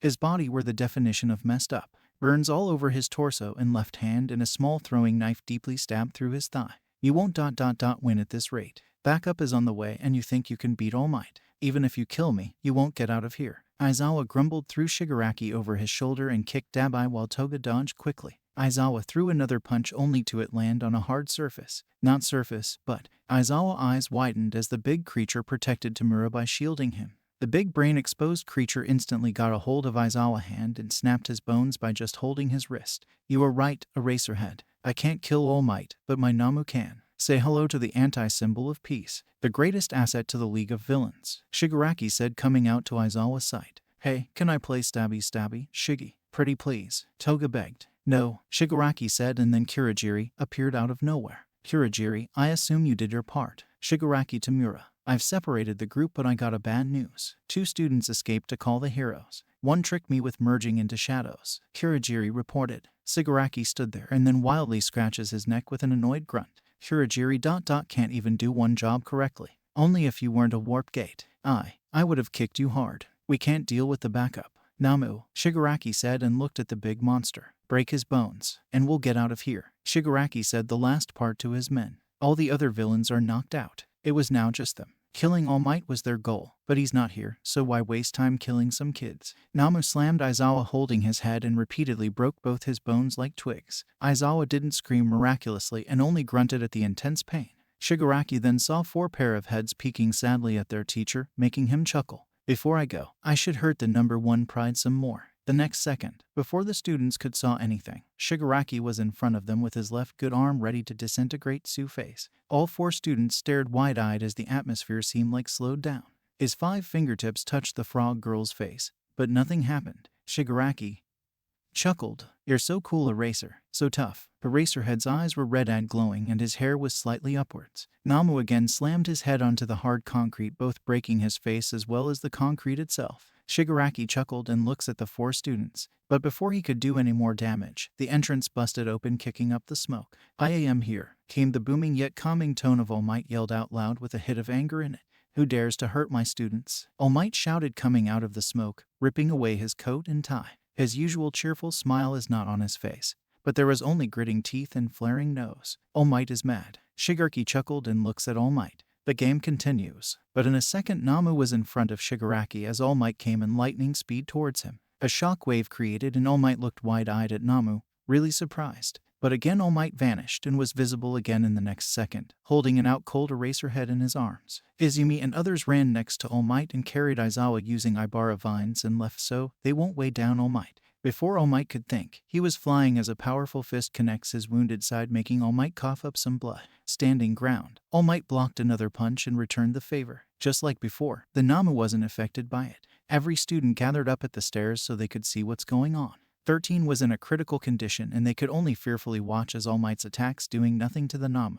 They never saw All Might having hard time beating a foe. His power is shock absorption. Wanna kill it then? You have to cut it limb by limb. Then you have a chance. All Might heard Shigaraki say. All Might then did a suplex with the Namu in a desperate attempt to keep it down. His wound on the stomach reopened and was bleeding so much. His grip wasn't as strong to hold the Namu on the place and it spun out and again landed an unintended kick to All Might's open wound. All Might did all his might to bit down the scream. He was already out of time before he came here. He barely have more time. All Might shoot up to his feet and exchanged a fistfight that created a small whirlwind, knocking everyone off their feet. Even the villains got thrown across the ground, landing many feet away. The fist fight was really fast, to the point nobody could see their hands. Sadly, All Might took one more boulder-crashing fist to his wound, making his movement stop, and All Might, first time in a while, fell to his knees in front of everyone who believed in him. All Might gasped for air and continuously spit blood. He can't move without revealing his true form. The students looked at their idol in horror. Izumi was about to run, but her weak legs give out. He's Izuku's favorite hero. He can't lose. Bakugo was the one who caught her before she fell. She didn't care and didn't shrug him off. She's fully concentrated on doing something that could help All Might, but they were too shocked to do anything. The kids almost looked away when the Namu aimed for a punch. Shigaraki laughed and the other villains smirked at the number 1 hero. The Namu then brought his fist straight at All Might's head and the students almost cried. Keyword, almost. The punch was devastating, but before the Namu could punch again, something more devastating came. Something black and was shining with green. The part where the something came through exploded with a loud sound and it came like blur and shattered the big Namu hand upon contact, and everyone including villains and All Might looked at what really came for rescue. Izumi and the other students watched the green glow in disbelief. A black bird that has blade-like wings, and for the eye, green fire came out of the socket. Everyone saw the green fire. That's when they heard the loud sound of a big engine roaring at the same direction the bird came. Aizawa and 13 was barely conscious, but they could see everything. All Might's beating, the bird, everything. Shigaraki and some barely conscious villains panicked. How did that freak found us? Shigaraki yelled and everybody looked at him and some small villains who were crawling away from the sound. What's going on? Who's coming? Kirishima asked for everyone else, to no one particular. Nobody except Shigaraki, Kurogiri and Eraserhead knew who or what was coming. The students panicked when they saw some of now conscious villains crawling away crying. That only gave them the idea of what's coming. It's something to be afraid of. The bird descends down and sat in front of the students on the railing of the stairs. They saw how terrifying the creature is. Toga and Dabai figured out who's coming by the look of their fellow villain faces. The sound got loud with ground shaking slightly, and with even mighty explosion something big came through the dome walls, covered in the same green fire. The big ride was fast and screeched to a halt with a skid, making everyone's eyes go even more wide. It was an old-looking truck. but the ride was on fire. Its entire metal body was burnt and emerald green flames alight its tires, headlight and engine. How it's still working? They questioned that again and again. Namu, kill that fire freak. I want him dead. Shigaraki shouted desperately and shut up when he saw his Namu lost arm not growing back. The green hellfire ashes were quick to let its regenerative help it. Why can't you heal fast, damn it? Shigaraki was panicking a bit and groaned in annoyance. Kurogiri. Shigaraki cut off as 2 fire chains came out of the group and wrapped around Kurogiri, restraining him from opening a portal. Now they are stuck here with the killing machine. Soon they heard the door of the truck opening and they all had their heart pounding faster. Students were afraid of because this maniac villains are afraid of this whoever that came here. Izumi eyes widened in realization seeing the green fire, the green flame, the Vigilante. Izumi said watching the scene and her classmates heard this. Then we're safe, right? Minda asked in a low voice, afraid of catching the Vigilante attention. Nobody have the answer for that. Soon the figure stepped out of the truck wearing all black and was wearing hoodie, and instead of seeing a face, they saw only fire and black smoke coming out of the hood. His shoulders letting out black smoke, as well as the bird has that quality too. The bird flew up and everyone watches it flying and landing on the figure's shoulder. Then the rider walked towards the villains as his boots made metal clashing sounds, and then they saw it happening. Live. A lower class villain was trying to crawl away, but the rider picked him up with ease and in a second turned him into nothing but black ashes they saw on the news. So this is the mysterious Vigilante. No wonder criminal activity lessened so fast. Not even All Might could do that. The villain goons, who mostly are up, tried to run away. But then, the fire raven on the rider's shoulder took off so fast that they could only see the green bright line. The bird stabbed through each and every thug villains, creating a football-size hole in middle of their chest, killing all the villains less than a minute. Izumi was eyeing the figure and the bird and then the corpses. Everyone was doing the same, and they are now clearly afraid now. That man ... or whatever he is, can make them go extinct in less than a minute. What is his quirk? Is that bird his quirk too? There are hundreds and thousands of questions, but none could be answered. NOMU, kill it. Kill him. Go, Shigaraki yelled, which the Namu obeyed and jumped into action with only one hand. The Namu swing a punch that followed with a shockwave, and Shigaraki laughed, thinking it's game over. But that never happened. The big left fist of the Namu was simply caught by a gloved palm, and the shockwave almost lowered the hood of the rider, but gladly that didn't happen. That was the moment everyone, including All Might, heart skipped a beat out of shock and fear. Shigaraki's laugh was now non-existent, and Dabai, who was a bit calm, started to show concern. Toga's smile wasn't on her face anymore, and with the students, even Todoroki and Bakugo, including Shishia's face, could not hide their fear anymore. That man just caught the devastating punch that almost killed All Might, with no effort, as if it's all a joke. Ryder tilted his hooded head to side like he always does and stretched his other hand back and punches the big bulky Namu.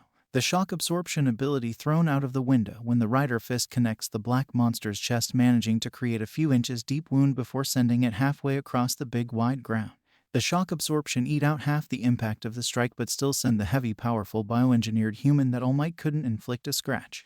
But, impossible. Even All Might couldn't do anything to that thing. Mina whined and others gulped when she reminded them about it again. Are we gonna die, too? Minda cried out. What? Kill that freak. Kill it. Shigaraki shouted, encouraging the Namu, who stood up and ran at the rider and punches the fiery Vigilante head, making the rider skid almost 5 feet away.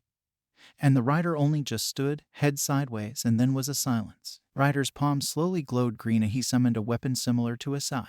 It was big and heavy when it materializes in his hand. A big sledgehammer with black charred handle and green fiery head that were decorated with hundreds of small black spikes. The weapon itself is the definition of terror, and the definition of hell is Ghost Rider. In a speed of light, the rider swings the new-built weapon across the monster's legs, causing them splatter around in millions of tiny bloody pieces, making the monster fall down, and with hellfire on its wound. Regeneration didn't work at all. Ghost Rider brought down the weapon, destroyed its one good hand as well. That's not all. Ghost Rider repeatedly brought down the sledgehammer, crushing the monster slowly, and when the sledgehammer hit its head, the whole fleshy pile turned into ashes. No, you fire freak. Shigaraki got cut off as Itoga and Dabai surrounded by black slime, and they teleported away, leaving behind Kurogiri. The hellfire was too hot for the slime. However, the chains didn't cause Kurogiri any damage. Izuku reverted back to his mortal form, and everyone saw the fire and smoke on his body is gone now, not including the bird and the ride. Izumi's eyes widened, as well as Bakugo and other Wanna girls. They looked at each other and figured out the figure as the same person who they saw at the cemetery. Izuku stalked towards Kurogiri slowly as his weapon vanished and stared at the mist man wrapped up with the fire chain, and everyone eyed the figure as well as Aizawa and 13. They both can't speak, but they're barely conscious. Izuku reached and touched Kurogiri's head. I can see the trapped soul in you. Never couldn't get free and was trapped in this form. They gave you the false name, Hakurajiri. Or I better call your actual name, Aburo Shirakumo, Izuku said. Aizawa barely heard it and was more conscious now. Aburo Shirakumo. The loud cloud, Aburo Shirakumo. Aizawa, dear friend. The friend that he couldn't save. Aizawa want to believe it's all a lie, but the vigilante voice somehow made him believe that it's all true. Because it's really true. They never seen Aburo body after the incident. Did they bury someone else? Kurajiri was silent, and Izuku can see a dead face of Aburo with scars all over his face. Izuku then turned to look at a bleeding All Might who was struggling to keep up his buff form. Izuku can see the honest truth in All Might eyes and walked towards and leaned to whisper in his ear. You are a great and true hero, All Might. But I'll call you Toshinori Yagi, the greatest hero that ever lived until this point. But you forgot your ways that you came through. Everyone loves you, but you forgot one good importance about you. You were quirkless too, and you proved quirkless can be a hero. But you forgot that fact. You lied to someone else saying, quirkless can't be a hero like you. The truth is they can. Izuku said, leaning back and looked at the students and saw the fear in their eyes, and finally he held direct eye contact with Izumi, who shivered under his gaze, even though she can't see his face but omelette two familiar green glowing eyes. Ushould be afraid of situations like this. Be the heroes the society wants. Fake heroes have no mercy from me. So that fear is your own burden. Hide that burden with a smile when you save people. Izuku told them, and Izumi's eyes widened and she looks at Bakugo, who was surprised as well. He got the reference too. That's what Izuku told them a while back. Then the teachers came to the scene and Snipe immediately pointed his guns at Izuku, who tuned to his hell form and Spine shot at him only to see nothing happen. The bird came and sat on Ryder's shoulder, and the rider looked back at his ride, which, much to others' surprise, drove towards the rider, who calmly climbed it and drove through the hole that he bust through. The aftermath was severe. Major consequences fell upon UA throat after accidentally endangering the students' lives at the USJ attack. Nezu had hard time sorting out the case and even did a big part in destroying a whole media channel due to them accusing false claims saying other than what happened only to get more views. The parents of the students needed a full true explanation that eat out the poor chimera head. In the end, the parents was satisfied with the explanation. The students are to be thanked, supporting UA and told everyone the facts. Partially though, UA has faults on their part that leading to a whole 5 to 6 hours of meeting to discuss the topic of expanding the security and even securing the dorms and finally upgrading the invisible barrier around the compound. And the debatable topic was yet to be brought up, the appearance of the green flame. The heroes are really confused about what's the deal with the vigilante. The man is a mass murderer and at the same time a savior. Contemplating either the man, a hero or villain, is as impossible as getting a hold of him. He just destroyed properties to make sure the people he helps are safe.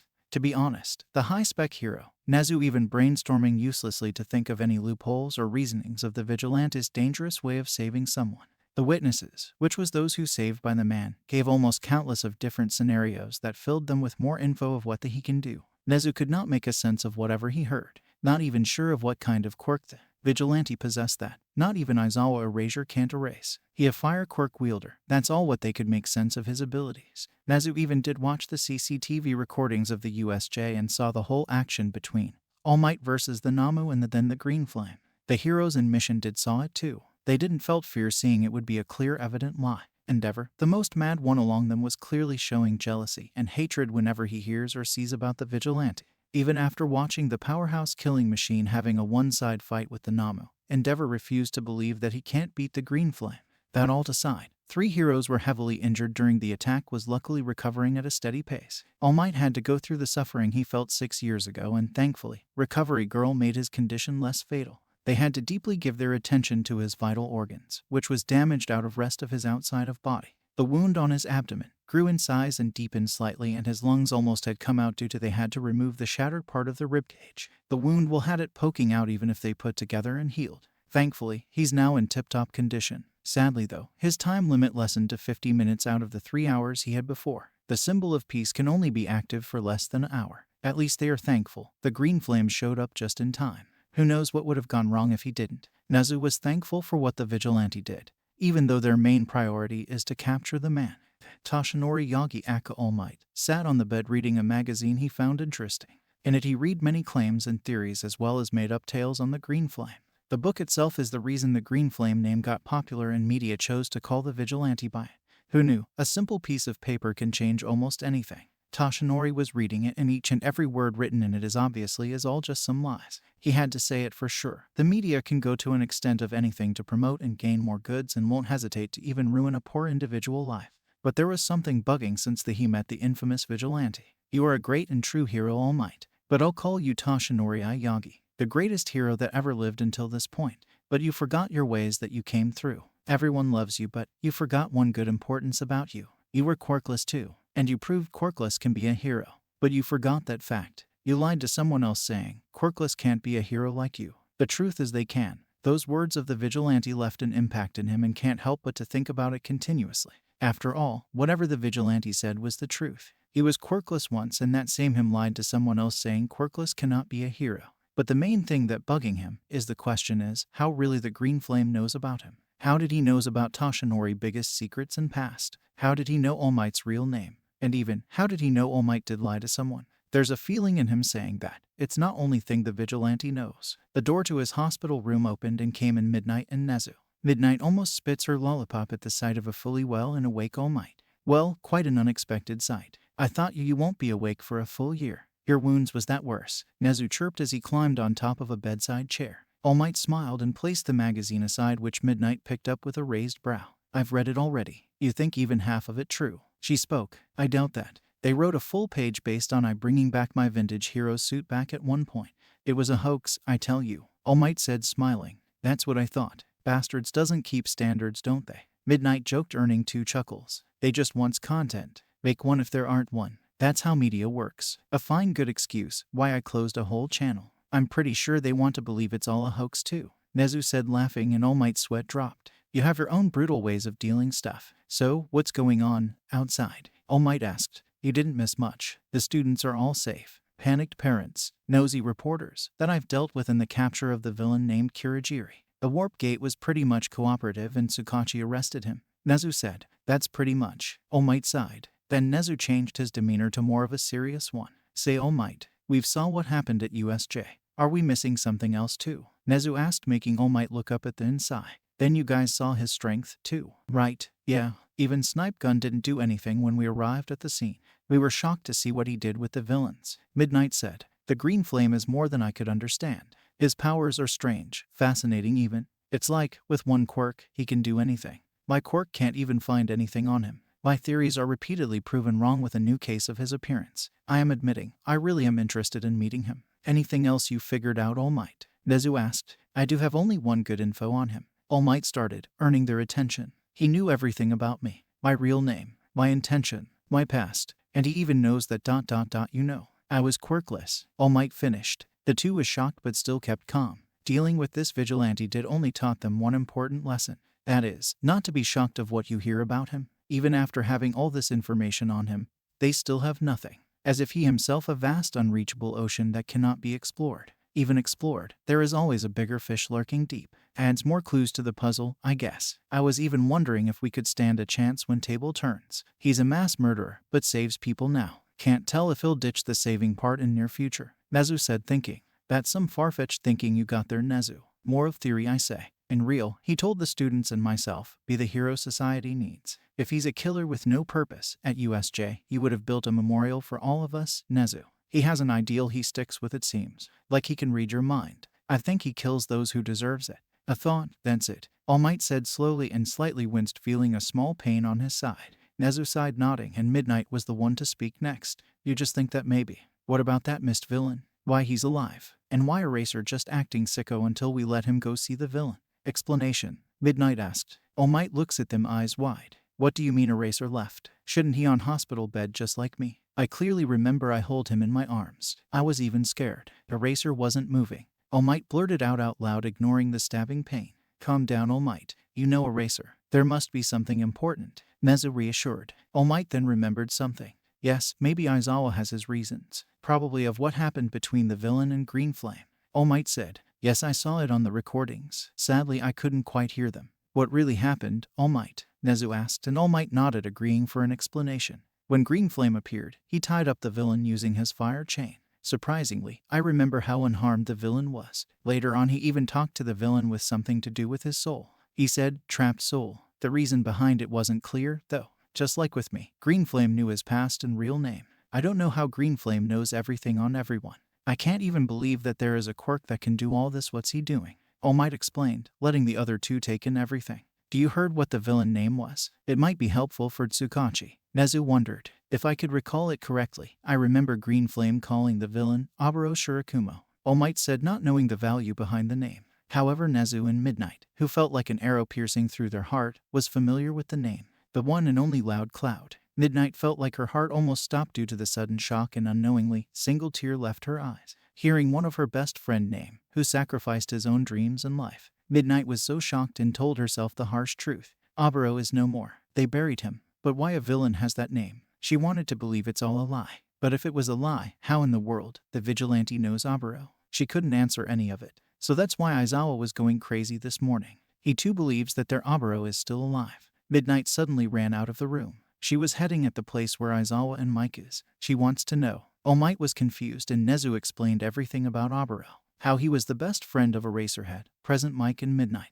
How valuable and precious person he was, and how tragically he passed away. They were sure he was gone. All Might sighed and let all the tension merge onto his brain. So why are you here anyways, Nezu? That look on your face telling me there's something you want to talk. All Might finally asked the question. Nezu was a bit unsure at first, but it's the perfect time for this. Taking a deep sigh, Nezu calmed himself a bit. You still remember why you were here as a teacher? All Might's eyes widened and nodded. I think now your time is running low. It's time you choose your successor. The next day was class off. To cope up with their normal routines again after all that happened, USJ inflicted a harsh impact on both Class A and B in less than 24 hours, many of them gone through a counseling session, which helped them ease up slightly. In those 24 hours, they realized how precious the life they never gave as much value before. At USJ, they couldn't even think of anything straight. Most of them was thankfully completely unharmed, while some had minor bruises or scratches. For them, their teachers suffered. All they did was defend and follow Eraserhead commands. Izumi had a hard time convincing her mother she had no injuries and was out of harm's way from beginning.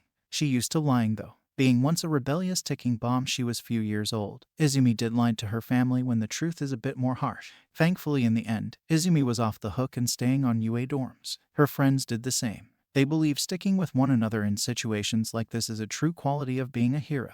Izumi was on her bed staring at the white ceiling, thinking of all the what-ifs. Like, what if they never gone for the rescue practice? What if they stick with Aizawa? What if All Might couldn't be there? What if Aizawa didn't have activated his quirk when Shigaraki was almost touching Tsu's face? What if the villain didn't even show up? What if they managed to kill All Might? In thousands of what if, one stands out the most. What if Green Flame never came for the rescue? A question. A single question she didn't want to be answered. A one possible scenario may have happened. They dying in the end along with All Might and teachers. The villains were brutal, not holding back with their attacks. The intentions behind Villain Strike were to kill them. Even they saw the unbeatable and mighty hero All Might almost dying in the hands of some brainless thing that still gives them nightmares. Green Flame did his entrance later on. Izumi shiver at the thought of him. She can't believe that they saw him before they finds that he the most dangerous vigilante behind the unsolvable massacres. Within few minutes, he destroyed a strong group of villains that somehow managed to make All Might fall on his knees. The strong vigilante was the one presented a beautiful flower to Izuku at his birthday, and they didn't even know. But at both of their encounters, Izumi felt different auras radiating from man. At Cemetery, he had a confusing yet comforting aura. But at USJ... he radiated an aura of terror. Even villains were afraid of the man. Izumi signed up in a site mainly created after Green Flame. People there shares their thoughts, experiences, claims and tales. But following articles never was accurate, it seems. They thought at first, the vigilante is some sort of mutated fireman with no physical body, and Izumi even checked comments of thousands of people that has many unique yet weird theories. Seeing in person, Izumi decided one thing. Delete her account she separately created for the site. Last thing she could rely on is probably the false news an individual can see there and mistook the reality. The one thing everyone knows, the vigilante wields some sort of fire quirk with uncountable perks. The next, what they know of the mystery of the black ashes. At least Izumi and others saw how the black ashes are made. She laughed at her pathetic excuse, because she back when heard of the vigilante fire quirk, did some comparison between her fire quirk and Bakugo explosion with Green Flame. She hate to admit, but her burn is nowhere near as powerful as the base power of his quirk. That's another reason why she'll do as he told them to. Be a true hero, who the society looks up to. After all, she already on the same path as Green Flame. Difference is that ... he's way far at the front of the tracks. It'll take God knows how forsaken years when she'll fulfill her promise. She doesn't want a challenge with him either. All she could do is work up to the point where she can at least see the finish line of her goal. Thinking of all random things, one thing stuck in her mind. Few words precisely. USHOULD ain't be afraid of situations like this. Be the heroes the society wants. Fake heroes have no mercy from me. So that fear is your own burden. Hide that burden with a smile when you save people. Those lines are almost the exact of what Izuku used to say. The words she once didn't paid much attention to, thinking that's bunch of hot breath Izuku wasting. After he gone, those words really started to click on her like a reminder. And she didn't miss the reference green flame hid in his words. Not hid, but few different choices of word with more commanding and strong touch behind it that forced everyone to consider his words. Sure, they'll listen. Having the green flame on you trail behind you isn't gonna be more fun. But as true future hero, Izumi not gonna fulfill her goal in fear of green flame coming after her. No, she'll fulfill it because she wants and needs to. For once in her life, she wants to do something that will help the society live peacefully with no threats lurking behind. Staring subconsciously up at ceiling, Izumi heard her phone went off with a notification popping up. She sighed, reaching for her phone next her, still staring the ceiling. She brought the bright screen to face it and she read the digital words. School assembly meeting. All students are requested to attend in 15 minutes at the assembly ground. Uniforms aren't required for the first years getting day off. That's what it says. Wait, I thought we're getting a day off. That's weird. She mumbled, and then she heard a knock on the door. Izumi, can we come in? Here a voice came. Izumi sighed, adjusting her slightly wrinkled black skirt and white shirt with black floral design. Burst in already, she said sarcastically, so her friends won't notice her tired posture. Well, she doesn't think others are doing any better. Yura and other girls came in with confused faces. A clear indication they have no clue about the notification either. Hey, do you check out the message? Mina asked with a finger tapping on her chin. I did. You guys got a clue of why there's an assembly today? I thought it was a free day. Izumi replied, and other girls shook their heads and no. I guess we know maybe. I have this feeling it's gonna be something relates with yesterday's events. I think we should get ready to see others showing us pity. Gyro said, a bit frustrated. The punk girl was mad because she couldn't do anything yesterday to deal with the villain she, Momo, and Kaminari faced. The electric boy, even when Ganyai mode, he was useful. Why don't we let teachers explain us? Hiro, Sue suggested the logical idea. What other choice we have anyways? Toru said in her usual bubbly voice. Sue's suggestion is best. We must hear out our teacher point of explanation. Coming up into conclusion is pointless. Momo blurted out, suddenly shifting behavior to a more professional one. Don't you heard our vice rep? Get your legs moving, ladies. Mina butted in with an air fist bump. And nobody knows why she getting so excited about. They nodded, agreeing, and left the room and met up with Ida and Kirishima. After a earful from their robot-like rep, they finally made it to assembly ground. Class 1 had their eyes open wide after seeing the students gathered at assembly ground. They didn't expect to see second and third year students will be here. Usually, assembly are held differently for all the 3 years. Seeing them gathered all at once gave them enough idea of how important and serious meeting this will be. Suddenly everyone gathered flinched violently at a loud sound. More like a bark. ATTE. GRRRWWRGRRESTGRWWRGGGRRRR.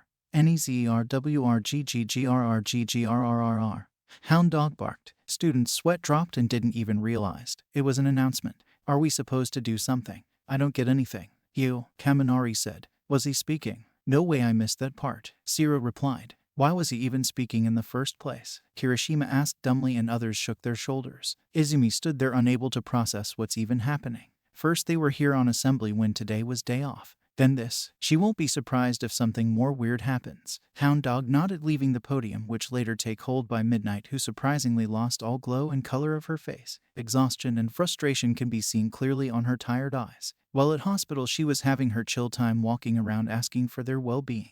Now her appearance clearly resembles Aizawa. Speaking of Aizawa, they couldn't see him anywhere. Midnight takes a hold of the mic and spoke. Now, the notice was short, we know. Principal Nezu wants to speak to all about an important event. Do not come up with any ruckus. Principal will be here in a minute. She announced what Hound Dog intended to announce before. Events. Izumi wondered out loud, and her friends had her full attention. They discussed random things about the topic, and Izumi noticed their mouse-like principal along with a bandage-covered Eraserhead, Vlad King, and All Might, followed by rest of the teachers. Nezu chuckled, seeing his students were still as active as ever. Lowering the mic, he cleared his throat, silencing the crowded students. Good morning, students. As you see and confused about me, I'm a dog, a mouse, a bear, What am I? I being your principal, here for a talk, that's right. Nezu started with a rhyme. The student's sweat dropped again and Nezu cleared his throat again. As Midnight mentioned about the short notice of summoning all of you here. Don't worry, it'll be a few minutes talk. Basically, I've heard you kids talking about this meeting having a connection with the USJ incident. But no, I summoned you all here to announce the tradition of our school. Second and third years may understand. Not being so dramatic. We're having the sports festival just like any other years, Nezu said in his usual happy-go mood. Sports festival? Like the big tournament that surpasses Olympics? Izumi wondered. Students all froze on the spot. Unlike before, students seemed more unsure than happy, hearing or experiencing a villain attack.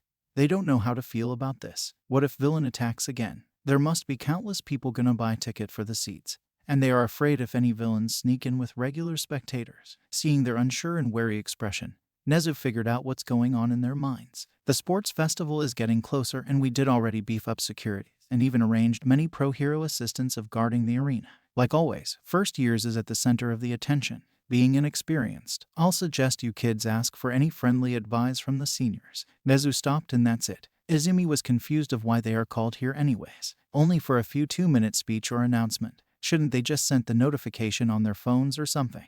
Izumi was just fuming. She was comfortably on her bed relaxing and they just ruined.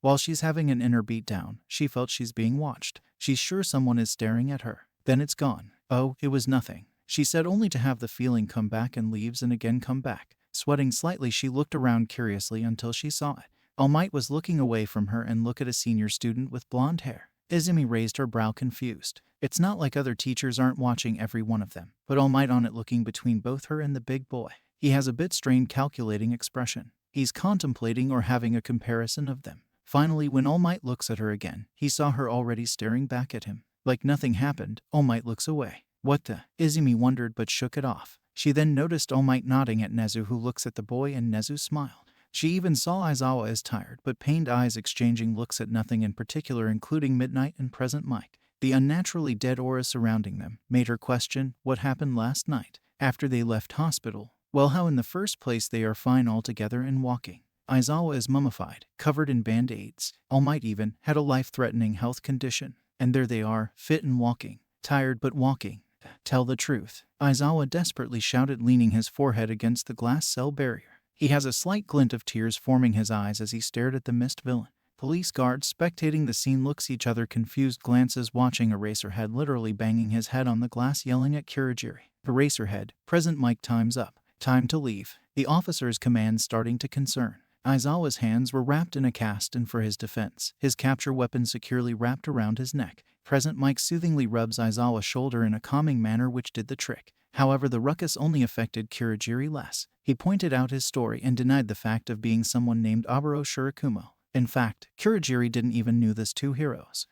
Hey, please calm down. Please. Mike cooed, hugging Aizawa sideways, having his own set of tears flowing. Maybe we're the one with no proof. Come on, we cannot break rules here, right? Mike soothingly seasoned and stood up, lifting up Aizawa along.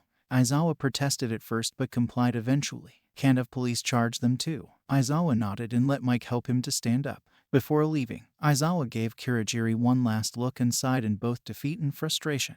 Did Green Flame lied? If did, then why? And how? Aburo Shirakumo was never a famous person to begin with, to think. Green Flame maybe got info of his existence, but claiming a villain as their lost friend, confidently and believably. Aizawa did somehow trust his words. If not, he wouldn't have just ran out of his hospital bed wounded. After a long one-sided conversation, Aizawa got nothing, which made him overthink scenarios and somehow still cannot dump the idea of Kurogiri being Aburo. Walking out of the entrance, Tartarus, Midnight was on them in a second, surprising them both. I heard what's going on. Is it true? She asked in a low voice. We don't know either. Shouta was going crazy when we got here. All we have is the belief, Mike replied sadly. Before either of them could continue their conversation, Aizawa walked away, confusing the other two. Where are you going? Aizawa didn't reply or looked back. He just walked away, knowing they'll follow him. He needed answers and fast. Relying on Kurogiri answer is out of option now, it seems. Aizawa in this matter knew what he had to do. Right now, only one person can answer him, and that is. He heard footsteps behind him and a tight hug came from behind and carefully envelopes him. Mike cooed comforting words in Aizawa's ear, trying his best to calm the sleep-deprived hero. Where are you going, Eraser? You need rest now. Midnight said, coming face to face with him. Aizawa looks at her and took a deep breath. To get my answers. He replied simply. How? Mike questions his husband. Are you thinking what I think you're thinking? Midnight mumbled enough for them to hear. Aizawa looks at her and nodded. Yes, first I have to get a hold of Green Flame. You know the rest. Aizawa replied, eyes cold and harsh. Once he lost his best friend, the reason he become a hero. Can't have lose that best friend again. Situation matters too though. If Green Flame is lying, Aizawa will lose his mind altogether. Find him. Remember we searched forever and still couldn't find him. I doubt we'll find him that easily. Mike said. Well, just think. Even if we are successful catching Green Flame, what gives you the idea he'll open his mouth? Midnight reasoned. Aizawa shook his head at her. I can't guarantee the possibilities, but to find him first, we should search for villains or something. At least our confrontation rate is not a 0%. I have this feeling we find him, Aizawa said and jumped up using his capture weapon to sling across the city faster. Without using his hands, controlling capture weapon was tough. Still manageable, Aizawa mainly used his scarf and legs while his hands were out of stress inside the cast. His trained yet tired red eyes roamed around the city outlines, making out a possible activity here and there. Last time's encounter, Aizawa knew another specialty of Green Flame. He has a motorcycle so loud scary, and focused mainly on sounds around him. Finally, one sound caused him halt mid-flight and hang there on a ledge a tall skyscraper and hold his breath. A technique let you even hear the flap of a butterfly wings. If only you're well-trained and focused. Aizawa slowly looks around and heard the same noise of a small blast. The echo of the bike engine bounced back off the walls the narrow pathway. Izuku sped through the night breeze in his black hellcycle. People are in their houses and barely even people can be seen side of the road. Not that he cared much. Until they are in their safe zone, out of harm's way, he's not slightly bothered by it. Why being so nosy and overprotective? At least he can sense. There is at least one strong soul in every household, and knew both children and women are safe with the owners the said souls. All matters are their safety. Izuku had his hood down letting his white fluffy hair caressed by the cool atmosphere and he had this wide smile plastered across his face. Riding his hellcycle freely around the city is a refreshment for his hell form. A one good bike ride gives you the excitement and energy you'll get when you're at an amusement park. He was also happy about some kidnapped kids can finally go back to their houses. The rider gone berserk and destroyed the hidden lab and murdered the assholes there, making sure the kids did not see anything. He sent them through his fire portal to a police station so the officers could identify and contact the parents of the children. He could help them easily by himself. But scaling a police officer's sense of protection as well as to figure if the police has the stained soul or not. Thankfully, the officers there was so kind and helpful, which Izuku appreciate. Otherwise, the station probably just ashes by now. Izuku made sure there are no cameras around before he let his hoodie drop few minutes ago. He can see the whole city while riding his bike.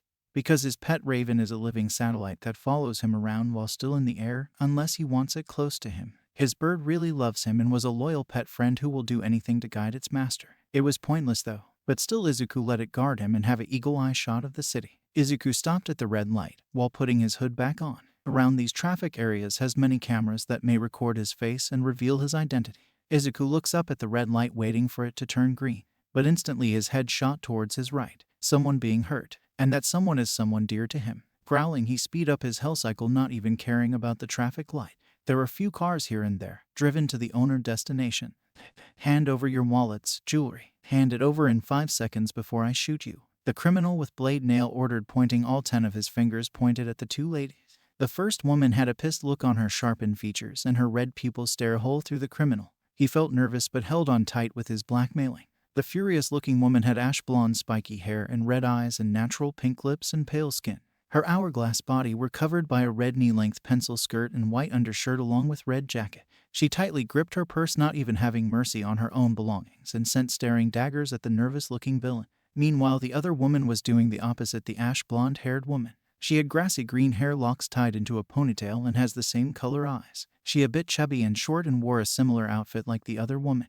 Difference is her skirt and jacket are light blue and pink undershirt. Please, leave us be. We cannot hand over our money. Our children are at hospital. The short woman pleaded and was cut off when the man shot one of his nails at her. Thankfully, his aiming skills was worse and missed her entirely by a bit-inch. The sharp nail hits a post and created a visible dent there. I don't care about your damn kids. Hand over your wallets or else. The criminal shouted threateningly. The blonde woman eyes twitches. Like hell we do that, damn. Leave us or we have ways to deal with you. The blonde bluffed, hoping to take him off guard. A one good bitch slap would be enough for him. At least her bitch slap is that powerful. The criminal panicked but accidentally shot some of his nails which didn't hit the two because they moves backwards. Shut up, damn it. I won't say it again, he said, regaining his composure. What do we do, Mitsuki? The short woman asked fearfully at Mitsuki. Bluff some more. This guy is poop head. No big threat. Mitsuki whispered back. They too thought of anything, and the villain carefully moved closer to them. The villain shot his nails again, which accidentally hit a LED commercial board and hitting something which made the board explode. The explosion was small but loud. The two women flinched at the voice. Before the villain could move closer, they saw a black figure coming out of the left and kick the villain in the head, making him cry out and fall on his back. Mitsuki and Inko stared at their savior, relieved and thankful. Mr. Aizawa. Mitsuki acknowledges the man by respectfully bowing, and Inko did the same. Aizawa looks back at them and nodded. Are you hurt? He asked in his tired voice. The two women looks at Aizawa when they heard him ask. We are, but you sure you are okay? Mitsuki blurted out, earning a nudge from Inko. That's rude. Inko scolded her best friend, who shrugged. Yeah, Aizawa replied anyways. But then they heard shuffles and turned to see the villain is up, this time pointing a pistol at them. On their knees, including you, hero. I won't hesitate shooting this thing. The villain blackmailed. And don't even think of attack me, he added, pointing at Aizawa. Gun down. There's no escape. Aizawa spoke carefully, and the villain struggled to maintain his composure. That's when his spirit vanished, when hearing the loud sound of a bike which slowly came to their sight across the road. The black motorcycle got closer and stopped at the other side of the road, and the rider got off it.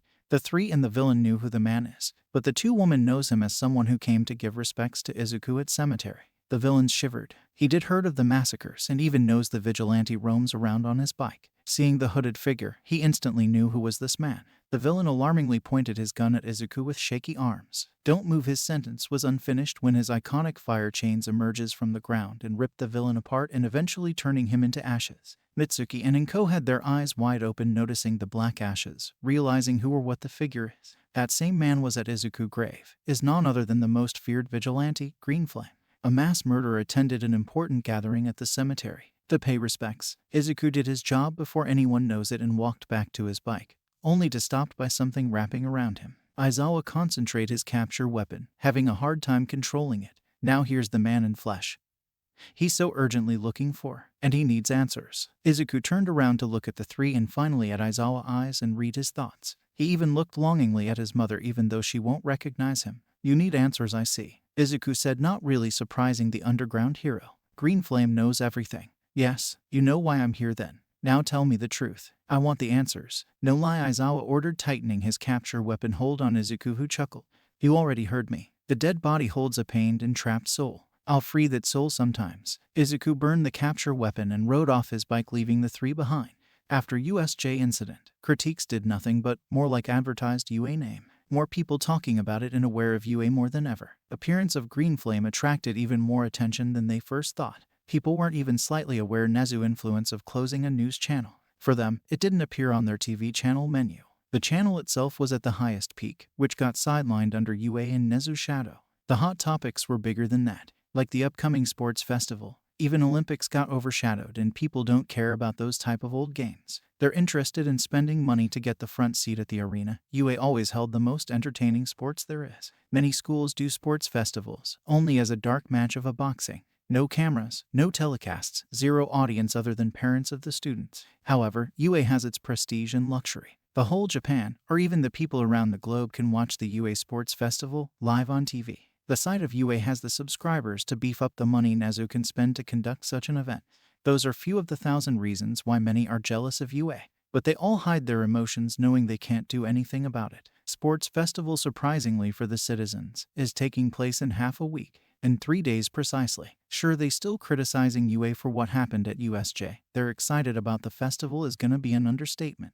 Obviously, hype already built in their heart the second they laid eyes on colorful posters, commercials, news. The whole Japan is looking forward to watch the future heroes compete against one another and want to know who can match the strength of #1 hero All Might. In their eyes, All Might still is the strongest being in the universe. Sadly for them, they have only half knowledge of USJ incident. All Might saved students along with other teachers, and Green Flame was there to kill the villains. That's how the reports are published. In their eyes, All Might is still unbeatable, and many believes that Green Flame won't even stand a chance against him. He's the only reason they feel safe out of their comfort zone. Green Flame will lose a battle they want to see in person and see the mysterious vigilante defeated by the almighty All Might. Little did they know that Ghost Rider is unbeatable, a walking destruction. The destruction who causes extinction upon the evil, someone beyond their imagination. The city was crowded that day. Footpaths overflowed with life, just minding their own business, sometimes bumping into one another. Like the road, the popular mall was as crowded but can move around easily. Even so many people gathered in here. The mall was so big enough that those who gathered would seem like not much. It's that huge. Kids stayed closer or clasped their hand with their parents. Recently, the mall was so popular like an amusement park and can see many tourists or natives enjoying their stay. There were almost hundreds of shops of different varieties, tempting customers to check out the goodies. Small children literally dragged their parents around like ragdoll with sparkling, excited eyes. A typical children thing. Out of the thousands, one person thankfully was out of limelight. He takes in a relieved sigh and smiled to himself. Izuku roamed around really refreshed to be around people, strangers, but his kind nonetheless. At least he was their kind before he died. That thought gave him a reasons to smile. He's dead, but he's alive. That's the most funniest joke he ever heard. He shook his head, not wanting to laugh again as he walked with the horde of people he never met before. They are sinners too, but forgivable. Their soul isn't strained, just filled with admiration, joy, sadness, or whatever a normal person should feel. Izuku looked down at his own appearance, which was not his rider outfit. It was weird though. Striping out of that black clothing was like peeling away his skin. But eventually he got used to normal clothing again. Now he wore gray hoodie and black sweatpants and red shoes. He got it in a rather complicated way, though. Since he was planning a walk few days ago, he once felt a sense of a sinner nearby. However, the man wasn't a serial killer, smuggler, or kidnapper. No, he was just crazy rich. How being rich is a sin? Well, he's a rich man who hides his wealth by running an average-looking textiles. He sold original stuff. Dress lovers would go crazy seeing their dream company outfits that was pure and real. Many sample materials was next to each items, and that alone proves the quality of the items. However, the owner has his way of being greedy, and he sold everything triple expensive so people would buy stuff and he can get so much money. He has millions of profits, yet he was an average citizen in front of others. Izuku visited the place 2 days ago with his hood up and confronted the man. The shopkeeper first made fun of Izuku and even threatened to call police. Izuku just laughed at the man, saying, if he called police he also have to explain why or how he was so wealthy. Izuku could see what crime the man did and saw the reason behind his bank balance. The man once helped out a businessman with some file-related problems under the conditions of the businessman giving money if the task smoothly done. The owner panicked but threatened Izuku with his illusion quirk, which may cause a person go crazy. Izuku see through the man's bluff, letting the man see his green hellfire fist, shutting the man's mouth. Izuku then made the man donate all his undeserved money to cancer centers, orphanage, or even charity cases, emptying his bank balance millions to just few $1,000s. Izuku did not stop there and picked himself some cheapest clothes consist of 2 sweatpants and 2 hoodies and 1 red shoes. Izuku could see how much money the man deserves by just looking at his actions through his soul, which told him the truth, and he made the man pay the bills of his shopping. After all, he's a charity case too. He can't just ask for money or ask for supplies just like that. He made the sinners pay, and he made the man pay for what he done. That's how Izuku made a millionaire poor in 5 minutes. Now all the orphanages and charity cases would not have to struggle anymore. Many kids can eat good food and wear new clothes. Many lives can be saved by the donated money. And Izuku will make sure only the deserving people could touch the money. And by that act, Izuku already started phase 2. Purify or hunt down the souls of the fake heroes. Police are yet to discover the corpses of the 2 local heroes he hunt down yesterday. And the other one pro hero got his soul purified and now doing his hero job carefully and good. Izuku already decided to purify those who committed less crimes and did not kill or take advantage on women.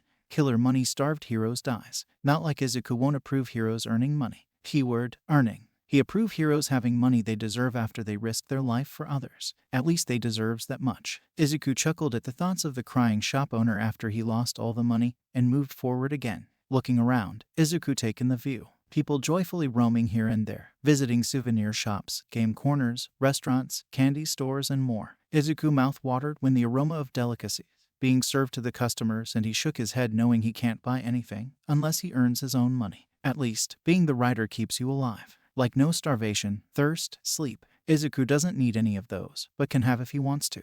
As sleep works like a switch, can sleep or wake in a second, and he can even see good dreams if wished deeply. The eating part is same as normal people. Eat or not, he won't feel any difference other than enjoying the taste of food. Izuku didn't mind, and being the writer, things like this did not affect him anymore. As he was enjoying his fun walk, he stopped outside a pet shop with so many glass aquariums are on the display outside. Many color fishes elegantly swimming around the wide aquarium, and Izuku found the golden fish more beautiful.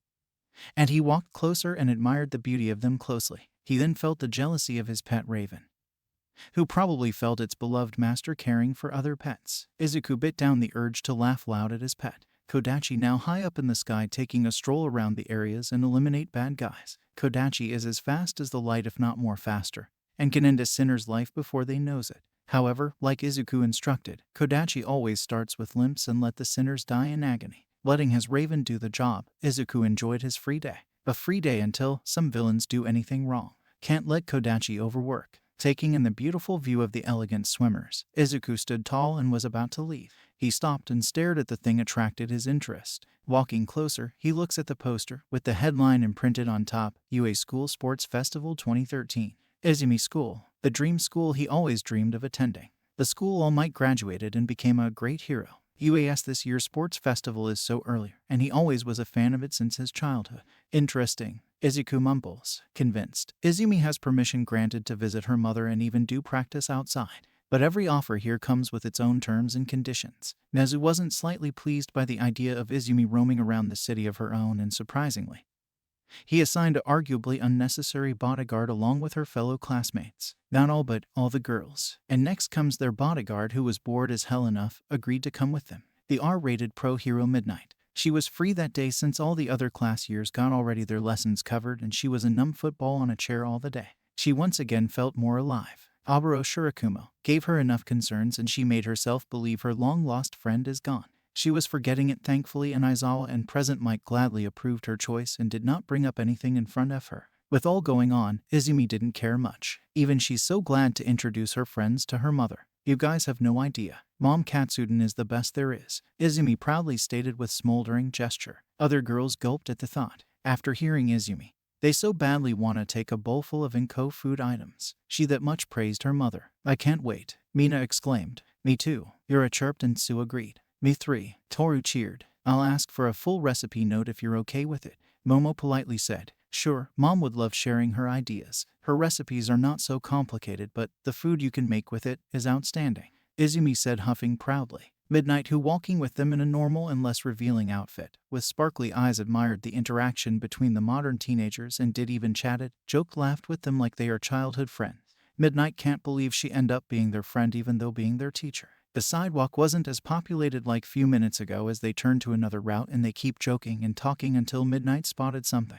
A green light zooming past the streets, diving behind a building. Midnight Sensei, something wrong? Yura asked. Midnight snapped out of her trance and shook her head. I thought I saw something. Don't worry, she lied, intending to keep them calm. Last thing she wants is to lead them into a mess. At least she told them to not worry. Because the next second, hell broke loose when they heard an ear-splitting scream of pain, startling bystanders, with them no exception. Izumi and her friends froze on the spot, and Midnight panicked slightly. These kids are my responsibility. Sure as hell I keep them safe, she thought, but was too late. Izumi already took off to the place, followed by her friends. Hey, come back here. Wait, Midnight shouted, but to no avail. She groaned audibly and pursuing them. Eraser was right. These kids are problem children, she thought, and ran faster. Crossing road, they almost ran over by vehicles multiple times, but didn't mind that much. Izumi wasn't sure of her choice, nor thinking clearly. Pain screams somehow makes her protective demeanor activate. Moving on with her brother's death would have affected her possibly. Hell, even she almost ran into action to save All Might at USJ. Everything else going on goes over her head when this happens. What are we even doing? Yura shouted, unknowingly following her best friend. Honestly, will it sound crazy when I tell I don't know? Izumi shouted back. Why am I even running? As the vice rep, shouldn't I stop you guys? Momo shouted to herself. You asking us, genius? Mina teases. Gyro was barely even catching up with them, and they turned a corner leads to back streets. Thinking of even coming here at one good normal day seemed like a foolish thought. Because, why on earth someone sane do want to have a walk around these creepy dark parts? Midnight eventually caught up with them and was about to stop them, but they beat Midnight into it. Izumi was the first who halted, making others bump into her, almost making her fall, but thankfully kept her balance. What they saw was familiar, kinda used to, but still they are terrified, unable to calm their nerves at the said familiar sight. The scene unfolded before them was no normal stuff you can see anywhere other than the crime scene. Green flame appeared. First they saw were ashes, and then few limbless living bodies, crying in agony, and then there is the inflictor of pain, the one who attacked them, and it wasn't what they expected to see. The same hellish-looking bird Green Flame has, the Hellfire Raven. Like a hawk, it circles the scene few feet up in the air. Midnight stalked in front of the students to defend in case. She can't even order them to run without it hearing them. A bird or not, threat is a threat. The exception of the situation is, this is not a normal bird. It belongs to the one and only Green Flame. Midnight released her sleeping gas, hoping to knock it out and hand it over to police. They have ways of dealing stuff like this. Breathing in the gas, the living limbless villains fell asleep and finally it envelopes around the bird. That's right, she mumbled victoriously, 100% sure the bird won't struggle anymore. Izumi and others sighed in breath of relief, thinking Midnight has it under control. But their eyes widened when nothing really happened, as Kodachi just flapped its blade wings and looking at them with its fiery eyes. Soon it flapped its wings so fast, kicking away the sleeping gas which merged with the oxygen. Cover your nose. Don't smell it. Midnight shouted at the students who complied. Taking that time, Kodachi did his remaining job of ending the villains. To do things quick, the bird flapped its wings again, freeing the black blade like feathers, sending it like projectiles with green hellflame covers it. Almost 5 alive but knocked out villains. And Kodachi was smart enough to precisely aim and keep the numbers of the feathers as the villains. Midnight, with her quick reflexes, reaches back her belt, pulling out her brown whip. The feathers were fast and Midnight barely could wrap the whip around the nearest villain, pulling him back just in time when the other 4 feathers made contact with the villain, making their body burst like a firecracker before crumble into ashes. But they saw the feathers were fine and hovered above the ashes, now pointed straight at the remaining villain wrapped up. Seeing the fire blade feathers, Izumi activates her psychic, surrounding the purple energy around the 5 blade feathers, rendering their movements temporarily useless. Acid shower, Nina shouted, doing a roundhouse hick on the air, and few big splatters of acid being thrown out of her shoe at the feathers. Thankfully, her attack wasn't in vain. Well, for making contact with the target, that is. They stood there dumbfounded when the metal melting acid did nothing to the feathers. The acid immediately was alight with green hellflame, and the last evidence of the liquid was the vapor in the end. Momo intelligence was excellent, but making quick decisions at times like this weren't so easy for her. So she created a metal staff that stood there in case. At least she thought. The staff is useful, in reality it's not. And Gyro saw her uneasy look inside. She bring down her cable-like earlobe, plugged in with the speakers on her boots. Guys, move, she instructed, and the others didn't question and move out of the way just as the sound waves got produced and hit both psychic-covered feathers and Kodachi. The sound waves did a roll of a miniature storm, almost destroying everything on the way. The sudden force messed up Kodachi balance, but it still was hovering. Izumi focus soon lost, and they didn't even know as one feather sneaks around them when they have their full attention, either on the bird or covering ears. The fight ended when the remaining villain got stabbed by the feather, turning him just ashes. Just like it got released, the feathers turned back to the bird wings. Kodachi soon enough left the scene in a green flash. So you mean you aren't as powerful before? Mirio spoke, not believing what he heard as he holding a strand of blonde hair with his fingers. The great All Might strength actually doesn't belong to him. Yeah, great. Now he's wondering which side he woke up on. Hearing the truth behind One for All is like a fiction. Yes, Mirio, my boy. As Night Eye assistant and a worthy successor, I choose you to inherit the power of the One for All, to be the number one and the one who destined to beat the powerful vigilante and villains, so our society could take in a breath of relief. 2 pro-heroes perished as the first warning, it seems. They could only retrieve ashes in the name of their remains. Authority had no options but to spread false news saying, another set of villains found dead. At first, society bought the lies. However, the witnesses popped the balloon of mysteries, and in the end, police were forced upon the title of liars. At this point, people don't care about authorities anymore. Obsession towards the number one somehow blinded them and supports the secretly cautious man who spent his time mostly on training his destined successor, Mirio Tagata, the third-year student, possibly the future number one, with or without One for All. The harsh truth society yet to know is that ... even if he could put an end to Green Flame misdeeds, the fight is not over there. Deep in his heart he knew, even if he wins against the Vigilante, his reign of as the unbeatable All Might will come to an end. 1 hour a day, the longest time limitation of being the pro-hero. Per day, 1 minute lessons from the said power. And after he could not continue, Mirio is there to be replaced as spotlight. There are millions relying on him. And All Might promised himself that either of him or Mirio will bring Green Flame to the bright light of justice and say again, don't worry, I'm here. After all this time, All Might finally gave that catchphrase to his successor, so people see him as the hero they grew up loving. And All Might will make sure the infamous Green Flame put behind bars until he learns the pain of his victims. Sure, they were villains, but you're not a true hero if you choose the path of murder over rescue. Heroes only sacrifice themselves in order to help people keep their smile and thought of the safety. By killing 2 good heroes, Green Flame did the most unforgivable act, and All Might as well as the entire pro-hero community won't be thinking twice or hesitate to confront him or arrest him. All Might knew Green Flame's strength can be overwhelming, but he has faith in his successor and fellow heroes and himself. If they fight together, not only Green Flame, but the whole existence of the bad beings are powerless against them. Green Flame always hides, never seen outside except for few cases, and All Might believes the Vigilante has weaknesses too. Thinking up storms in his brain, All Might overly thought all that. The hero community pummeling the Vigilante to the strength of his and Mirio. The complicity of Mirio's own quirk. Mirio mastered it and was becoming somewhat stronger. And with the addition of One for All, Mirio will be the stronger version of himself. Sure, All Might couldn't defeat the Namu.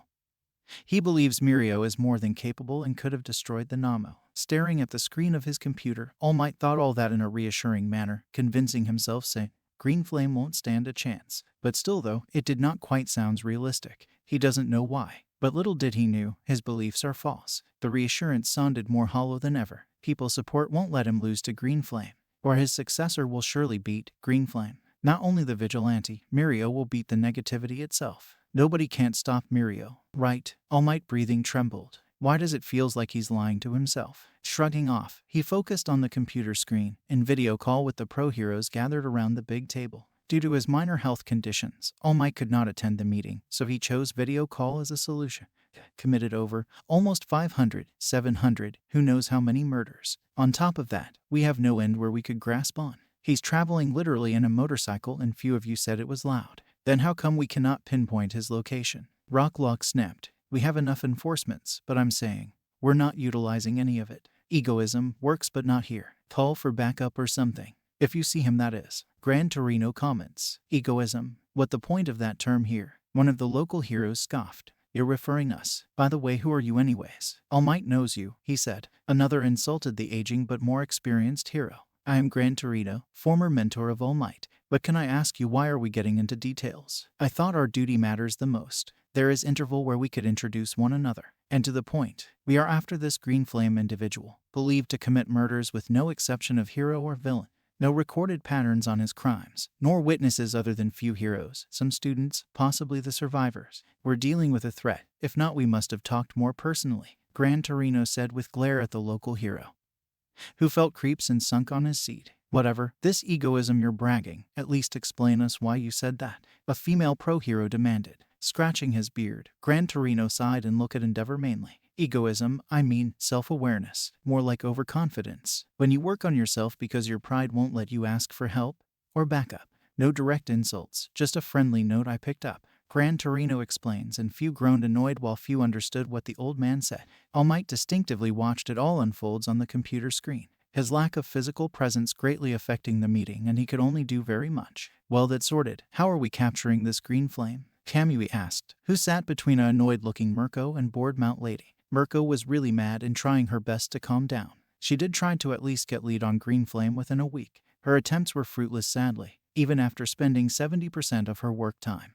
Mirko so far could only see a green light at a distance. When she got there, all there was the remains of Sharkbite, a newbie hero who was so full of himself, arrogant and dick, but still died cause of no actual reason. Pretty much their meeting going downhill with each passing minute. Who the hell even called these immature newbie heroes here anyways? Lure him out or something. I'm out of ideas. Another local hero said, like saying a joke. Hey, why don't leave it to All Might and Endeavor? In that way, we'll see who's better, Green Flame or Endeavor. People these days are after the related memes, I'll say. The hero insulted Gran Torino spoke with a grin. What the hell? Mirko ears twitches in anger and abruptly stood up, slamming her fist of the thick table, shattering a small portion. You think it's funny? People are dying and we're in middle of fucking unknown territory of some damned vigilante. And you, Mirko shouted, leaping up, landing on top the table, and takes a handful of his hero costume and pull him closer harshly to make eye contact. And you treating it all like joke. Who the hell knows who dies next at this point? It could be even you. She yelled, shove him away and taking her seat. The hero was trembling but continues his tough act. Mirko is right, Midnight said with her arms crossed. Everyone looks at her knowing there's more. Midnight looks at them and at Tsukachi and nodded at him. Tsukachi nodded, standing up, and looks at everyone, including the tablet screen where he can see All Might face. To start with, this information shows us something more than what we were looking for. Yesterday, Midnight and few of her students had an encounter. Wait, you saw that vigilante? Then why didn't you said that sooner? The local hero screams, taking his anger on Midnight, and instantly regretted it. One look from her was enough to shut him up. Others looks at the hero irritated and he huffed, looking away. Please don't interrupt. Midnight and students did not see the vigilante at the scene. but the one who's killing the villains is his pet bird. Midnight said it resembles a crow or something. Sukachi said, sitting down. A raven, but abnormally stronger and bigger than a regular bird. Truth to be told, the bird was acting on its own. Armed with blade-like feathers, ability to create shockwaves, wind and manipulate the green fire on its body. Flies with speed of lights. It can release its feathers and use it as a flying knife. That bird was completely immune to my quirk and did even withstand our powers easily with no limit. And the last thing it did before fleeing was strike those limbless villains with its blade feathers and turning them into ashes, Midnight described. The room was silent. All eyes wide and mouths agape and looks at her as if she's crazy. But they saw only truth in her eyes. No lies, no jokes, complete genuine and serious. That means what? A local hero dumbly asked. It means it's possible that threat is right above our heads and we didn't even know. Ed Shot said in his usual low tone. I mean, not that. You're saying that, after you attacking it with all you got, and you couldn't even do a scratch on it. The local hero asked, jumping off of his seat. Everyone looks at Midnight for confirmation. She nodded slowly. They were shocked even more. A strong, experienced pro hero along with her strong students against a fucking bird belongs to their current target, and they lost against one simple bird. If that's true, then how strong is this green flame guy? You lost to a bird and how you think there's a fucking chance of beating its owner? Huh. Is he strong as you say he is, or he's even stronger? The local hero was going crazy, but he had a good question there. But sadly nobody could answer that. All Might sighed as they bickered back and forth, and everyone suddenly stopped talking as they saw Endeavor standing up infuriated. Without a word, he walks to the door. Where are you going? Mirko asked her temporary partner and find the green flame mission. To find the vigilante. I refuse to waste my time here with talking with bunch of brain deads. I'll deal with it, unlike someone who's beaten by a brainless thing. He says and leaves the room. Come back, Todoroki. Gran Torino called, but no avail. The number 2 already left, possibly to his place in hell. Sukachi looks at the ruckus and at Midnight. Wait, you said limbless villains, right? As in ... the similar to Coast Facility incident? And Green Flame's bird did all that? He questioned, silencing everyone. Midnight shook her head. I don't know what part of the crime Green Flame is part of. Either his bird does what he does, or the bird itself was behind the deformed bodies. Yesterday, we were too late to even begin with. Half of the villains dead and the rest was, like I said, had limbs cut off. Midnight answered. The fear was evident in their eyes. Until this point of their long or short careers, this is the first time they are dealing with someone who's mysterious, dangerous, unstoppable. Hell, they couldn't even find the man, let alone arrest him. Until now, only Aizawa encountered Green Flame more than once. But like everyone gathered here, he's as lost as they are. Everything about Green Flame is weird and unsolvable. Like how he's everywhere at all once. Was he that fast? Is he even has a weakness? Or what's his identity? Where did he even come from? What was that green fire pillar? What's the extent of his quirk? Is there even limits of his quirk? What is his quirk? Many questions, zero answers. Even though people are dying while we speak, the lookouts out there still couldn't spot the vigilante. Either he's a master trickster or we're looking for at the wrong angle. Gran Torino spoke. I searched long enough, but I was always late. When I spotted a green glow far distance, the next second it's gone. That alone incident proves finding him is not impossible. We should beef up heroes on patrol or, pretend to be a civilian and secretly investigate or something.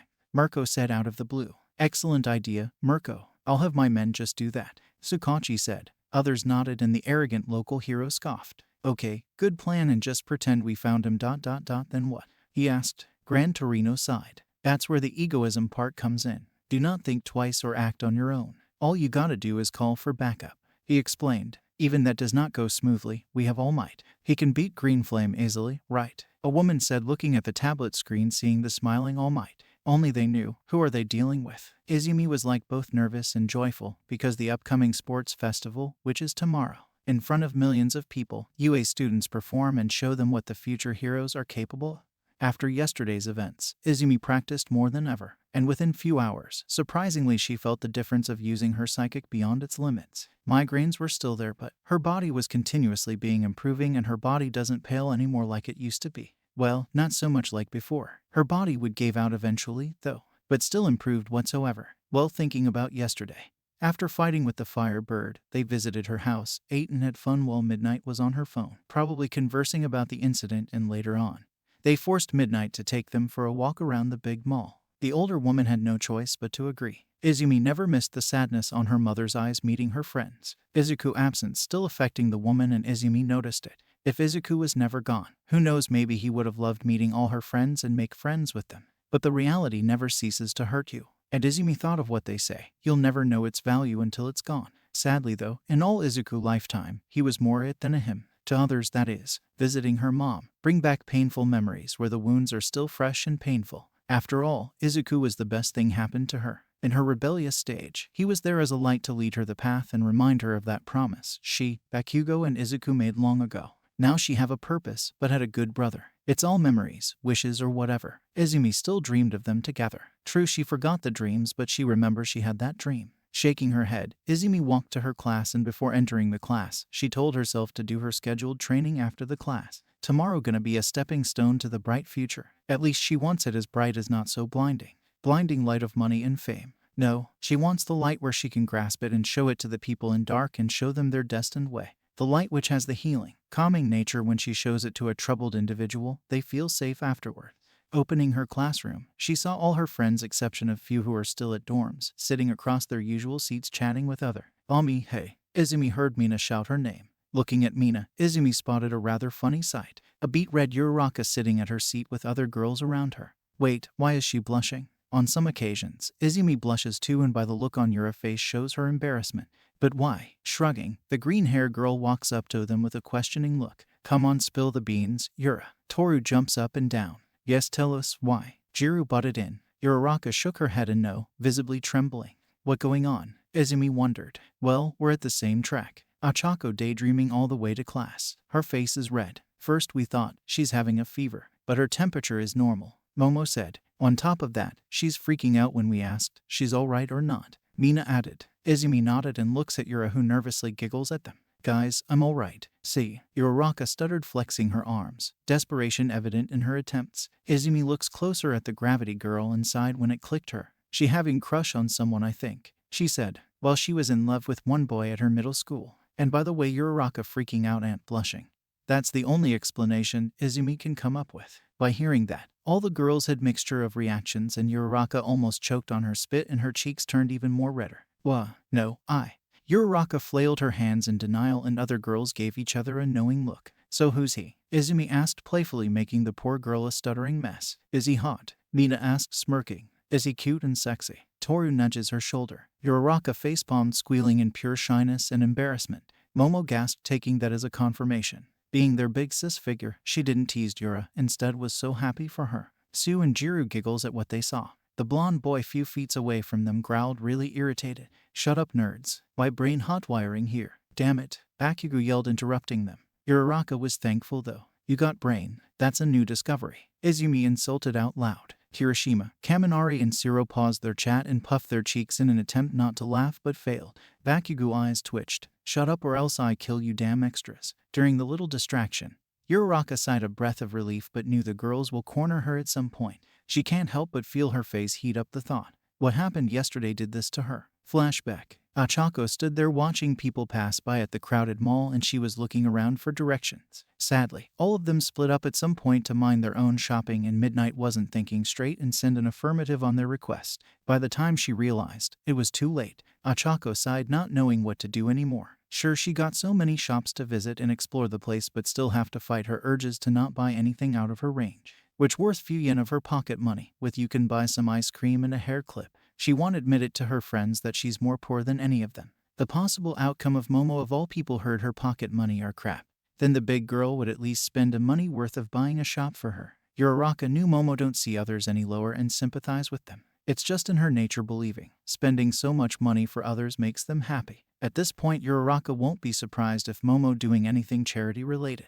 Uraraka stopped in front of an ice cream shop, buying a strawberry-flavored cone, and licked it while moving forward. The sight somehow was wonderful, and she had many questions which was unanswered. But that's okay. Walking around a bit, Uraraka just in time finished her ice cream, because next thing she saw was a hard chest coming and crashing against her face. Uraraka stiffens on the spot, unable to do anything else. Her body felt like sparks running all over her body and heating up her body as a different but wonderful smell of something good fills her senses, and she accidentally breathes in the aroma more. Like flowers. Not any flowers, but green glowing flowers somehow got visible in her head as she breathed in the beautiful smell. She was froze like a statue, unable to move or back away from whoever or whatever she ran into. Her face burned and could feel herself blushing up a storm. What's happening? she thought, and subconsciously clung on the fabric of the person hoodie. She gulped and breathed in some air, which was also the smell, as she slowly backed away shakily and shut close her eyes. I'm sorry, I wasn't paying attention. She frantically forms words as she rapidly bowed. Uraraka was ready to take an earful from the stranger. After all, she put herself in the embarrassing situation herself. She's ready to hear the stranger's yell and complaints. At least she won't be surprised if the person do not take it easy on her. But what take her by surprise is no slap to the face, no insults, no angry screaming. But she heard what she thought the least she'll hear, an amused chuckle from the stranger. His chuckle was so soft and tender that her heart felt a small caressing. His voice is so melodic and beautiful, and Uraraka blushed even more when she realized. She literally sniffed a boy and hugged him even. No worries. Wow, a UA student, huh? The male voice asked, taking her breath away. Panicking, Ochako couldn't even speak properly, earning another chuckle from the stranger. She slowly looked up at the figure face and gasped, seeing his hooded head, and she could only see two emerald-piercing eyes which resembled the flowers she saw when smelling his scent. Her breath caught in her throat as she looks at the godly green eyes like she saw something that nobody ever saw. She stuttered and slapped a hand over her mouth. Hey, you're Raka Ochako, right? Did I juice correct? He asked. Ochako eyes widened. How a handsome stranger knows her name. And why is she calling him handsome when she can't even see his face? She have no idea. Who? Yes. I'm Ochako. How do you know me? She asked nervously. The figure giggles and lowered his hoodie, exposing his good-looking face and white fluffy hair. Uraraka eyes widened, seeing him, and her face got even more red. I saw your cute face on the news, and good luck at the sports festival. I'll support you, okay, he said. And the cute part accidentally slipped his mouth, but was true. He found her so cute and beautiful. However, he wasn't shy, though. He isn't an awkward person anymore. He looks at the girl his age, but was so small compared to his height of being the rider. She's so different. Wants money. That's only the reason she wanna be a hero. But still, her soul is pure, because she doesn't want any of the money. It's all the sake of her struggling and great parents. She wants to help everyone with no greediness, willing to do anything to see others smile. He thought as a strange feeling tugged his heart. She's something else. Thanks, she said shyly. She had to say that. He looks familiar. But with so much going on her mind, she didn't care for it much. Izuku reaches out for a handshake, which she shakily took and smiled politely up at him. She saw the twinkle in those beauty-called eyes of his as his hand clasped with hers. Electric spark ran all over their body as they shook their hands. Izuku knew she's meant more to him now, and he will figure it out later. Call me Deku. He introduced himself without even knowing. She's really got in his head, and vice versa. Uraraka nodded and heard her phone ringing. Momo was calling and said her, "It's the time to leave. Nice to meet you, Deku. But I gotta go," she said, and felt the longing in her heart already. Izuku smiled, and they looked at each other's eyes and smiling. See you later, beautiful, Izuku said, and she almost screamed when she called her that. See you. With that they parted ways, and still looking back to see one another. Uraraka didn't knew that. She's the girl conquered the Ghost Rider heart. Sky screamed with war cry of thunder in the rainstorm that day. An eventful, sickeningly horrid day. Sky, with blinding lighting strikes at the far distance as the earth cooling to a temperature that's bone-chilling, towed ahead. As if crying in despair and sadness, raindrops drenched and gave a rather uncomfortable chills on top of the pain, and bruises forming their small bodies, matching the glory of pouring rain. A little green-haired boy nose dripped of red liquid which did not hurt the poor soul as his heart was aching, as if red-hot metal rode melting through slowly in his numbing heart. The heart itself was fragile than a delicate piece of porcelain. No, fragile as in a thin layer of glass that can be shattered on touch. Bleeding nose. His tears matches the flow of raindrops merging with the fresh water, and even the reddish nosebleed turned more pinkish upon contact of higher quantity of water. That day was worse, dealing with 3 most devastating blows on his innocent breaking heart, with the last blow still happening before him. The first blow, which struck unexpectedly, but the pain never came though. The numbness did prevent any feeling at all. The first blow was the one that changed his normal life upside down. The truth of being the one belongs to useless 20% of the population. The harsh reality of being the quirkless. She thought better of her brother, encouraged him, but maintained her distance because of how she was before. The little boy stood there crying, already dealing with his second and third blows. Second being his favorite idol Kaken outburst of hearing the betraying words of her little brother. The 3 of them swore to one another. They will become heroes no matter what extent they has to go, in order to taste their achievements in the end after surpassing all might. But that promise midway broke when the little garbage Deku turned out quirkless. With nothing to do and feeling betrayed and enraged, Kakahan first time gone physical on her little brother that day. She saw him stumble on wet grass, miscalculating each steps lead him faceplanting on the ground again and again. desperately trying to reach the two precious people of his life, now fighting and on verge of breaking their friendship. She stood there watching as the two small figures similar to her little brother, rolling around landing punches, scratches, kicks on each other's already busted up body, spitting blood and saliva as their teeth clenches visibly. Tears falling, two sets of each other's eyes matching the green-haired boy. A clear picture of pain, anger and sadness they merges with each punches and kicks they exchanged. That being said, that's the third blow of the harsh reality the green-haired boy enduring seeing his sister and Kaken hurting one another. Izumi's eyes was bloodshot red watching the three figures unable to erase, prevent or stop the overwhelming memories as it occurred before her, and the ability to talk seems impossible here, since it bounds of something strange coiled, securing her body solid still, forcing her to rewatch the scene which constantly replays like a video player. Standing 5 feet in distance, her heart broke seeing how much her little brother reaching for them fearfully. The fear of losing one another, love and trust, forgetting his own pain. This was the day the green-haired boy suffered the pain of dislocated shoulder and broken collarbone. Wailing, inch by inch, Izumi saw her little brother begging for them to stop and hurt him instead. After all, Izumi had a place of ruining the situation further when she stepped between the two boys.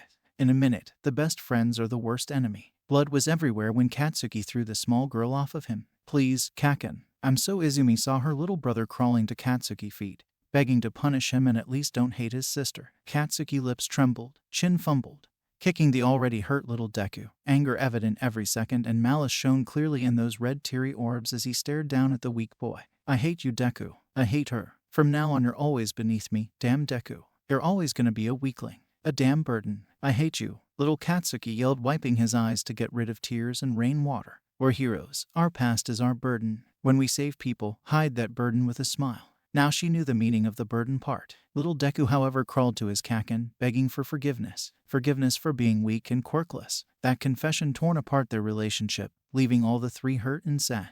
Izumi watches as her little self tackling Kaken to the group, throwing punches with her bruised, rather heavy hands. Katsuki cried louder, using explosion on her stomach, but was weak, which was enough to kick her away. On their favorite playground surrounded in white roses, the place their short journey began. After all the games they played, hide and seek and all, and in the end, the journey unfortunately ended the exact same place where they used to have to laugh and smile. Now there's no joy, laugh, smile, just grief, pain and anger. The scene replayed again and again and stopped at the already seen sight. Kaken slapped little Izumi's face and ran away with fierce and sad eyes. Hugging Izu, little Izumi sat while their wounds cooling down under the bone-chilling cold of the raindrops which harshly slapped their sore broken skin, stinging but faintly. Little Deku cried out his heart's content, with no physical but mental pain. Forget him, friends don't hurt their besties. Little Izumi sniffles. Izuku winced. The sudden line escaped little Izumi's lips. For him, was horrible and unacceptable. Deku's heart was the purest sea where his dreams, beliefs, love, trust and determination was infinite. In that blue sea, his Kaken, sister, mother, they were always belongs on top and the most prioritized people. Where he's a tiny goldfish, and he see them as the elegant and precious mermaids or king and queens. That's why Izuku never give up on them, knowing they'll eventually give up on himself. That's not true. Our Kaken won't hate us, Ami. His broken pain voice encouraged her. After all, her crush crushed their friendship, because her little brother was weak and quirkless, belongs nowhere but beneath the spot of a dying dog, unable to correct or interfere with the memories. Big Izumi stood there, cannot believe she once thought that of Izuku as more inferior than a dying dog. She did think of that long ago. Tell yourself that, Deku. Little Izumi spat, using his nickname, which means useless nobody. Little Izumi was infuriated and depressed, and she was feeling relief after snapping at her little brother, who gave her a sad smile. Always that sweet smile, hiding his suffering and pain, and comfort and make others smile. In the end, that smile no longer shining brighter. As if blind, little Izumi never took easy on him.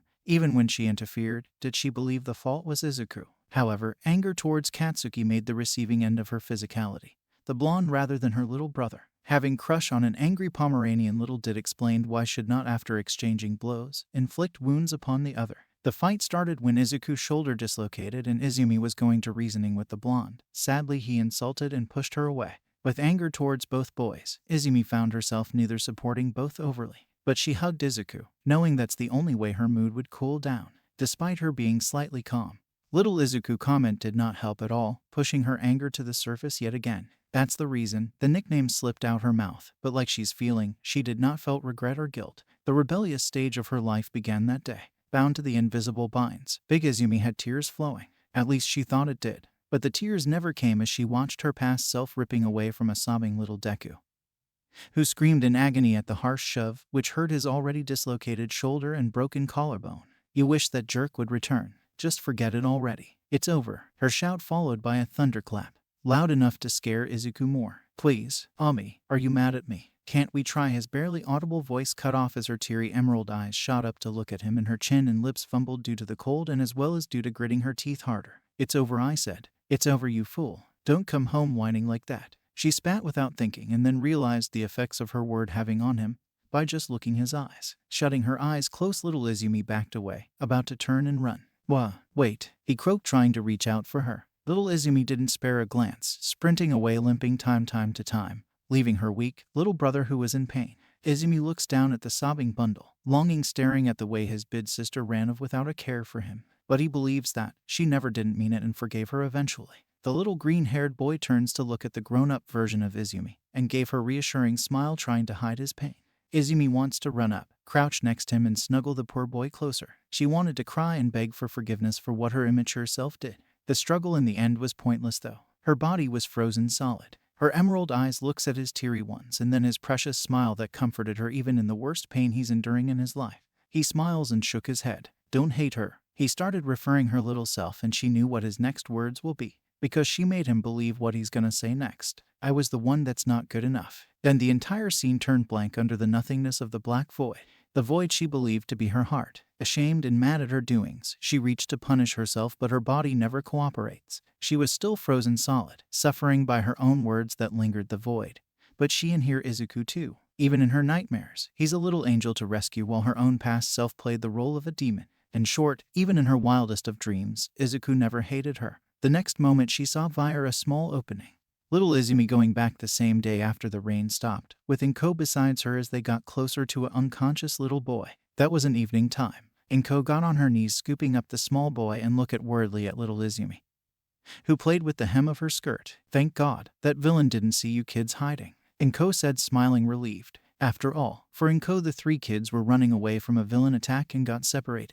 A lie. Little Izumi come up with, afraid of her mother getting mad at what happened in reality. Then again the scene changed continuously as she saw each and everything Izuku and she gone through. Him sharing his ice cream too. He convincing her to chase down her forgotten dreams, to be the #1 hero. After all that, there's a promise. I promise, in your hard work, no burden comes your path. The little boy always believed that he's a burden because of her misdeeds, her mistakes. He started to believe he's a worthless Deku from that day. Utter silence that lacks the comforts, exposing herself to the uncomfortable void of darkness.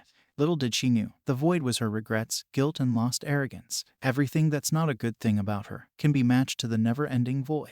Never-ending, due to the fact that she blames and hates herself. To remove the curse of darkness is to believe she at least did some good things and forgive herself. Unlike walk in the park, that single matter is complicated for her. Izumi body has this feeling of drenching in sweat, muscles giving out, body shaking, tears rolling. The exception there is, those were just feelings. Physically she was frozen solid, waiting for another memory that unwillingly crept through her mind, and like a projector, the pictures flashed in front of her. Pictures fastened up, becoming more of a video. Red envelopes the dark void the next second, red being the symbol of her loss, the color of pure blood. The blood she saw on the exact place Izuku life taken away from him. This time the memory was gruesome enough, as well as the reminder of the day the tough, arrogant bitch Izumi finally broke down, wailing and screaming as the adults closed the lid of a familiar casket.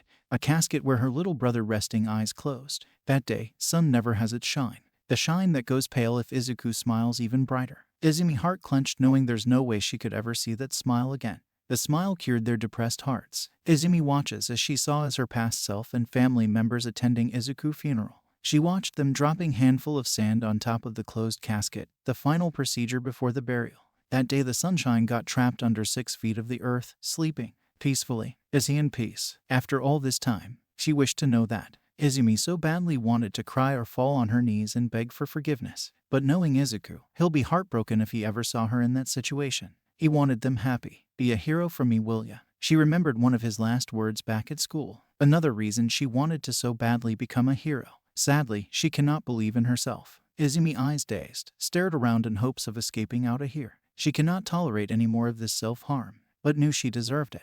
But then finally her eyes adjusted on a small boy standing there facing away from her. Izuku, the 4-year-old Izuku. Unable to talk, she prayed for God to make him look at her. She did expect a hateful and ghostly expression on his face, showing his distaste and disgust to see his horrible big sister. However, her eyes widen the size of a saucer as he looks around and then looks back facing her. The reaction she was expecting never came. But his big green eyes grew a size of a melon and sparkled as he ran at her and ran around her like he saw an amusement park for the first time. Wow, wow, wow. His tiny voice squeaked and he finally came to a stop. What the hell? She was confused by his response. Does he ever get mad? Wow, Ami, you look so cool. I want to borrow that cape already. Like a bouncy ball, he jumps on and down. She can't believe what she heard. And then she noticed her wearing her hero costume. Not her normal one, but the same costume Izuku drawn for her long time ago. The one with flashy red cape. Izuku gave her a toothy grin, full of admiration, like he was seeing All Might on her. You know, I so badly want to join you, Ami. But seeing you now, give others my favorite line for me. You know that best line, do not worry, because I am here. Izuku said happily and mimicked All Might. Seemed to realize how bad his mimicking was. Izuku giggled at himself. Izumi, watching that giggle, forgot all the worries for a sec and smiled, breaking free of her statue-like state. But before she could move towards him, the small boy looks back and sighed. Mama in trouble, gotta go save her, he said, puffing, and acted like a miniature All Might and took off. Izumi watched him go with a smile on her face, knowing he was playing All Might game with her mother. He's silly. She unknowingly giggles only to freeze again. Looking the way he ran off, she shouted to come back. Sadly, after encouraging her yet again, the Izuku on her dream vanished again, saving her again from her own dark past. Wait, please, come back, she said, running after him, but midway her legs gave out. Expected pain never came though. Jolting awake, almost screaming, a startled Uraraka jumped, really shocked. Izumi sat there not knowing where she is currently, but her brain processing things at a snail's pace. With her brain going haywire, with pounding heart and swelling eyes, she examined the white room which she was faintly remembering. But though, that's not all of it. All the students sitting around startled, looks at her way, deeply caring for her well-being. Almost all of them has a worries expression, and she felt bad seeing that. Soon enough, it clicked, her whereabouts and situations. The waiting room. They're gathered in Class 1 waiting room. Today is the sports festival, and unlike morning, when she got here, she felt more alive. She did not sleep yesterday a tiny bit though, and she must have fell asleep during their stay here. Suddenly self-awareness kicked in. Was she loud? Did she scream? If did, it may have affected their concentration and preparation. Finally she noticed Uraraka is holding Izumi with both her hands and was saying something. As well as Todoroki stood beside Uraraka, face void of emotions. W. Izumi stuttered, then breathed in few times and nodded at herself. Oh, I'm sorry for all this. I. Izumi's voice broke, not knowing what to say. She can't say her fight with herself in her deepest nightmares or looking for her deceased little brother. And in reality, nobody except Bakugo and other girls are unaware of her having a brother, and he passed away. At least she thought that way. Hey, Ami, focus on your breathing, okay? Don't worry, you're all right. Uraraka words finally synced in Izumi's head, and she was breathing again, normally this time. She had no idea. Her breathing stuck in her throat. Don't worry, but to answer your question, you were whimpering and mumbling. Was that a nightmare? Uraraka spoke slowly enough to both of them could hear. Oh, that's the only thing Izumi could say. After all, her thought process was limited at that very moment. Izumi, she heard Todoroki's blunt voice, demanding her attention. She sweat dropped seeing his gaze and emotionless posture. Yes, Todoroki, I'm sorry if I bothered in any way, in advance. She sounded really sorry, and he didn't budge though. No, you're bothering me since the start. To believe in my power and utilize it more, I spotted that you're someone who's on the way. With that strong but exhausting quirk you possess, I saw you end up doing everything better than others. To improve my momentum and strength, consider this conversation as a challenge. I'm hoping to face you soon enough, he said, like talking about weather, and stared her down. Sensing the tension between the two, Kirishima out of blue appears next to them. Hey bro, why don't we calm down a bit? He chuckled awkwardly. And calm, Todoroki stated, not looking at Kirishima. Izumi thought of what he said and noticed something. Standing up, she faced Todoroki. I respect your decision, Todoroki, but I'm a dream chaser like you too. Just don't think you won't see me topping the festival. I'll give my everything like them. And you should too, Izumi replied, pointing at his left side. I want to see your other quirk too, and I'll show you mine, she added, and Todoroki visibly tensed up. My ice quirk is strong enough. Besides, I hate my left side. It's not my quirk either, he said. To prove yourself, one has to give their all. We're doing that here, and you should do the same, or else you won't make it to the end. Like myself, you two should rely on both of your quirks, she said. Izumi then saw Katsuki's eyes on her. With one glare at his way made the blonde look away. Uraraka was first to notice that. In fact, she's the only one noticed. A burning curiosity bubbled in her, to know why there's always a tension between the angry Pomeranian and the unpredictable bitch. Unpredictable as in, you'll never know what Izumi gonna do next. Like now, she was all apologizing bubbles and then all of a sudden accepting Todoroki challenge and have the audacity to judge his quirks. Uraraka took a mental note though, to ask a question. Todoroki looks down at his left hand.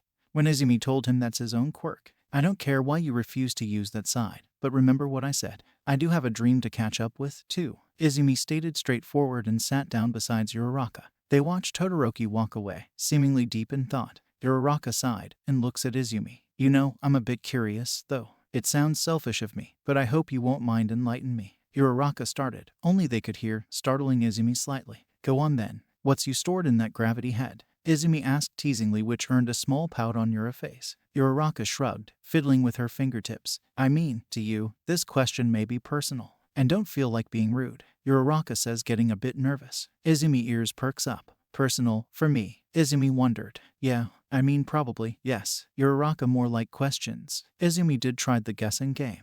Almost everything she has is personal, but there's a few only Yura is aware of. And that few got answered back then though. The truth behind Izuku's death. Yes, Izumi told them he was killed in car accident and nothing more. Little of her guesses lead her that direction. Recently, Uraraka and other girls wanted to know more about Izuku and her. Mostly some funny or normal incidents. Okay, I gave up guessing. Come on, ask me already. Izumi's own set of curiosity made her speak. Uraraka looks at Izumi and then Bakugo, who was grumpy as usual. Izumi followed Uraraka's gaze. And behold, sure it's about that dickhead, Katsuki Bakugo. And may or may not if she knew the damn question. Was she ready to answer? Yes? No? What's theirs to answer anyway? That he's a low-class bully. Bullies kids because he feels like it, and once he told Izuku to kill himself. Well, isn't that too obvious, though? You know, I mean, why you and Bakugo don't get along. I mean, it's clear you two has history together and he knew your little brother. But can I ask you why you hate him? And why Bakugo is acting strange around you? The question as Izumi predicted.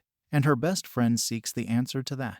Little did Yura knew, Izumi didn't know what to say. Hey, it's okay if you can't talk about it. I understand, Yura added, seeing Izumi tensed posture. Izumi nodded and smiled at Uraraka. I don't know how to answer that. You know, that nightmare I had somewhat changed my mind, I think. How about we talk this sometime later? You know, when I'm ready a bit. Izumi said apologetically. Uraraka is her first and best friend after Izuku. At least she deserves to know what's going on with Izumi's complicated life. Story of a big sister who was a bitch and a sweet cutie pie and a numbskull at same time. Thanks, I'll wait. Uraraka chirps with a thumbs up. Seeing Uraraka grin reminded Izumi of something. A mischievous smirk appears on her lips as she looks at Uraraka knowingly. The tables flipped all of a sudden and Uraraka saw the change of expressions. Why, as she looks like Cheshire Cat. All of a sudden, say, Uraraka. Izumi started, her evil smirk still there. Uraraka gulped, sweating slightly. Something was up, she knew it. How's your new boyfriend? Izumi asked a bit louder, attracting other attention. In a second, all the girls surrounds the poor gravity girl. Mina scoots behind Uraraka and hugs her close, blocking her escape. Then was a silence. Uraraka froze on spot looking at Izumi. Then like a thermometer, her face heat up. Covering her face, she squealed shyly. Mina peels her hands off of her face and held behind her, carefully not to hurt Yura. Who's he? Yesterday, you escaped, but not today. Mina playfully purred. You guys got all wrong. He's not my crush. Yura whined. Izumi's smirk widened. So you agree seeing a hot dude, huh? She says, and again was a silence, and the girls grinned widely as Uraraka's face turned even more redder. No. Uraraka cut off, realizing she got busted. Come on, we won't let you slip this time. Jiru said and Momo agreed. Is he a hottie? Toru asks. How is he? Is he a charmer? You got his phone number? With all sorts of questions, Izumi added one more. What's his name? Uraraka was a puffy tomato at this point. You guys are a bunch of meanies. She pouted, defeated. So, come on, talk. Mina urges her. Sighing, she got no choice nows, does she? Some time ago, it was her curiosity drove her into this mess. Izuku did countered on the weak spot. Uraraka still, though, kept her tongue to herself. She so badly wanna talk to them, but her timid and shy nature doesn't letting her. She though about something else though. Is Deku a boy she having a crush on? A hot boy like him would even mind an easygoing normal girl. Wait, did she called him hot? Due to her face was tomato by now, there's no room for extra redness. Hey, as in self-defense, the boy was so damn hot. Thinking about it, she did notice a newly built-up desire in her heart. She doesn't have a clue why her body heat up when she thinks about the boy. even if they aren't that familiar with one another. Uraraka heart and body refuses to shrug away the thoughts of the owner of those majestic emerald eyes and godly features. Self-awareness did kick in her. Compared to his beauty, she did not stand a chance. At least she thought that way. Well, Uraraka got cut off, much to her happiness, as they heard present mic announcement. Welcome to the a sports festival, my listeners. I present Mike accompanied by Eraserhead, are the host of this event, to spice up things more. By the time others got distracted, Uraraka slips out of Mina bear hug and escaped out of their way. For now she's safe, unless Mina or Toru tackle her at one point and tickle her all over, demanding answers. Heroes that day was in the form of tight security, guarding UA's school compound all around. They job, obviously repel any threats, which also includes Green Flame. The Vigilante, after all, is as dangerous, but still people are here, confident enough that the heroes and All Might is capable of protecting. But little did they knew, when a green fire circle got formed some moments ago.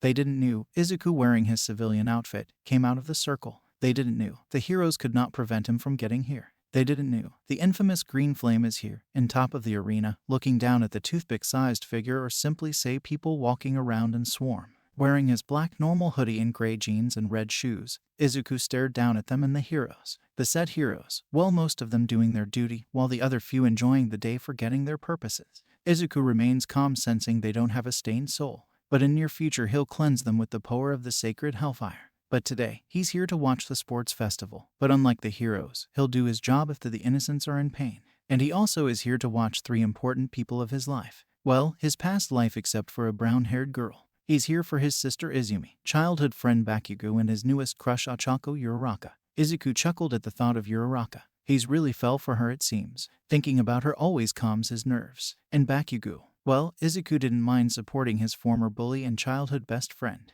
Bakugo is a complicated turn of his life. The blonde do cares but hates as well. A typical Katsuki, Izuku can sense the guilt and sadness hidden beneath Kaken's grumpy demeanor. Kaken, huh. Izuku remembered that nickname he used to call Katsuki. And last but not least, Izumi Midoriya, his big sister. She did change a lot though. Her soul is now determined more than ever, and he was happy about it. And there is one more strange presence along with Izumi and Uraraka, Todoroki Shoto. But Izuku knows, the boy behavior will change soon. After all, Endeavor is on his hit list. The number 2 did his job done, but the man was full of darkness, full of arrogance and hatred. Hatred towards All Might. Something that made Enji Todoroki a misguided father and hero. He will have to clean up the fire trash can too. Once cleaned up, Endeavor would be someone who's worth admiring. Welcome to the a sports festival, my listeners. I present Mike accompanied by Eraserhead, are the host of this event, to spice up things more. Izuku heard the announcement and smiles. The show is about to begin. Welcome to the a sports festival, my listeners. I present Mike accompanied by Eraserhead, are the host of this event, to spice up things more. The announcement echoes the round arena, followed by the cheers and applause of appreciation and excitement. One in year, event did fire up the mood entirely, and present Mike, one of those who gone crazy doing work, alongside a non-well-paid mummified Aizawa, not loving the idea being here in the first place. The criticism still stands though. Many heroes gathered here as spectators. Half of them are gossip freaks, complain always even if whatever anyone does. For them, these are time passes anyways. But still they are here looking grumpy or arrogant as ever, doing comments to rile up others. Mostly it did work. These types of heroes was those who never got their desired spots in the hero rankings, and they're still stuck in those 3 or 4 digit numbers. With thousands of excited roars, nobody heard one agonized scream, which obviously did not catch anyone's attention. The pain cry lingered, though, kept at the verge of passing out or death. However, neither of the darkness consumed the wailing hero. He was held upright, more forcibly that is. In fact, his body got lifted a bit in the air while the iron grip on his neck pinned him against the white walls of the top hallway. Nobody saw this happening though. Izuku Hood was covering his identity as he held the man on the spot while staring at his stained soul. Attempted robbery, harassment, the 2 of the many misdeeds done by the man. Either cleanse his soul or collect his soul. 2 options, and Izuku chose the first one. Cleanse him, not like he did with other few heroes who did not committed big crimes. No, Izuku cleanses his soul with making the man experience the pain and suffering of others he messed with, and drive the man to a point that he'll fear of even thinking of doing sin. That's how Izuku did his work. With the man agonized screams, the trick was working. How? Because the hero already begging for forgiveness and mercy, crying that he'll never do anything ever again. I wish the things go way smoother, don't you think? But you had to forget your work, Izuku said harshly, shoving the man away. The soul cleaning done. The hero, however, had to endure the pain a lot more than a not Izuku concern, though. The hero little did get a relief, at least compared to what he felt in Izuku's hands, meaning the pain is still agonizingly unbearable. Izuku crouched down facing the man who fearfully and painfully watched him. I hope this sorts out my concerns towards you. You don't have to try changing what you do, but expect a fire bath while you're at it, Izuku said darkly, shaking the man to its core as another scream escapes his mouth. Choice is yours to make. Now I got business around. Bye. Izuku waved, standing up and walking away. After a bit of slow walk, Izuku eventually reached the top balcony. People who mostly wasn't as lucky enough to get seats, sans up here. Either way, the excitement of it did not falter an inch. Standing a bit far enough from others, Izuku let his hood drop as cool wind brushes past his fluffy white hair. His white hair represents ashes of the remains of suffering souls in pit of hell, a mark to the rider who conquered them all with the title of berserker or hunter. You name it, something that's a terrifying force. The rider matches up with the description. Izuku took a long breath as pyro booming as the festival officially began. Now, welcome the little listeners who will possibly go beyond our expectations. Ladies and gentlemen, with a scream, let's welcome the future heroes. Ooh yeah, present Mike announced, and Izuku chuckled, amused by the way one is past pursuers' talking style. No, more like screaming, minding his attention to what's going on the field. His enhanced eyes picked up every student who walked out of the waiting room. Majority of them was nervous though, and that all was mostly the hero course students, knowing they're getting more attention than any businesses, studies, or normal course. Over 100 students came out looking up at the crowd. Izuku was already impressed though. Even though his analysis mind dead long time ago, still he could sense their power. He did refuse to comparing them one another or to himself, knowing they can do good in their own ways. Among them, Izuku spotted many with sin soul, but the sins aren't unforgivable. They are just misguided by their former school. And thinking of that, Izuku should focus more on punishing bad tutors who basically plants the false and inappropriate seeds of darkness in the deepest part of these students' hearts. Izuku has the experience of studying under the surveillance of a bad teacher or teachers. Looking up at the sky, Izuku nodded, an indication to Kodachi's new mission: to hunt down the bad teachers along with the fake heroes. Kodachi knew who to kill and who to hurt. Izuku saw far between the clouds a green flash zooming away. Izuku loved Kodachi so much for being his side. He once saved the injured bird, which later turned the most loyal friend that never will leave him. Izumi was walking midst of Class 1 line, her stored-up determination and will leaking out of her soul as her eyes adjusted to the sight and ears registered the voices. Over thousands of eyes watched them ... and that's when it's live. Sure, her Bandrol persona had the experience, and no stage fright bothered her until now. Little did she or anyone else knew, people of this level of quantity will gather up, and on top of cheering, the booing may be reactions they'll get if performance did not reach up to their expectations. Izumi was on wobbly feet just like many others. Her eyes were literally everywhere, and they eventually landed of Katsuki, who was 2 people distance away from in the front. Just like she expected, Katsuki didn't give a shit about the crowd. Izumi sighed a deep breath, however she didn't got much relief. Like there an odd feeling of something she never experienced before. Like her heartbeat was restless and a burning touch on her head. The feeling when you think you're being watched, but 10 times worse. The feeling was strange and nerve-wracking. Sure, there's almost thousands of people watching them, but she have a hunch that's not why it's happening to her. The feeling was intense, but yet did not her eyes catch anything suspicious as she looks up at the crowd? Well, who's she joking? It's like finding a needle in a haystack. Wall with Mina by behind. Izumi pick up Mina's silent squeals of excitement as they move towards the middle of the ground. Then again her senses was aware of that strange feeling again. Is someone using their quirk on her? What's other possibilities are? That it's all her mind playing tricks on her? Well, thinking of it, that one of good excuse too. But the fact or the source of the feeling yet to be uncovered. After all, she knows the feeling of being watched. They stood in a group, not bothering to line up well as they looks up at Midnight, who got hungry glares from everyone around, including females. Well, Nimuri is one of those chicks that nobody can resist. Izumi sweat dropped seeing how shamelessly Midnight walks up to the stage to address the event. As you know, as usual, we'll kick things off with the top student little speech. Katsuki Bakugo, the hero course student. Since you've got the first place on the entrance exam, I welcome you to stage, Midnight said in the microphone, toughening up his attitude. Bakugo climbed up the stairs as he clears his throat. I'm gonna win. Don't weigh me down with these extras, Katsuki stated, avoiding eye contact with Izumi at all the cost. Many disagreement and complaints thrown at his way, but he didn't mind that much. Izumi clenches her fists in anger. He dared to call her an extra. Again, she was furious but calmed herself down. Izumi concentrated more on Midnight, who spins a wheel. And the first challenge was the obstacle race. Cutting out any conversation, Izumi prepared for the race before looking around one final time, hoping to find anyone suspicious. But find none. Can things go any weird than that? First round of the festival is the obstacle race around UA. Let's see who makes it to round 2. Ooh yeah, Present Mike yells through microphone. Contestants, take your positions, he announced, and Izumi did along with the horde of students, and Yura was next to her. Good luck, Ami, she said. You too, Yura. And if I wins? Izumi started looking at Uraraka, who looks at her. You won't run anymore like few minutes ago. Izumi finished with a smirk. Uraraka face heat up but nodded anyway. They gathered in front of the tunnel that leads to outside and was waiting for a go sign. Ready, set, go. Awa. Present screams on the mic, and they barely even heard the pyro go off. Izuku focused on the big LED screen, curiously watching for the future heroes in action. He can sense his sister's uncomfortable demeanor, and he intensified the tension in her brain by searching her soul deeper. Like he predicted, she had little no confidence in herself this time. But truth to be told, he was only caring about other students who worked really hard to get a seat at the hero course but wasn't as successful. Izuku knew nobody was paying attention to the general and other courses that's no hero course. But looking at them, Izuku saw only true potential in them but gone waste.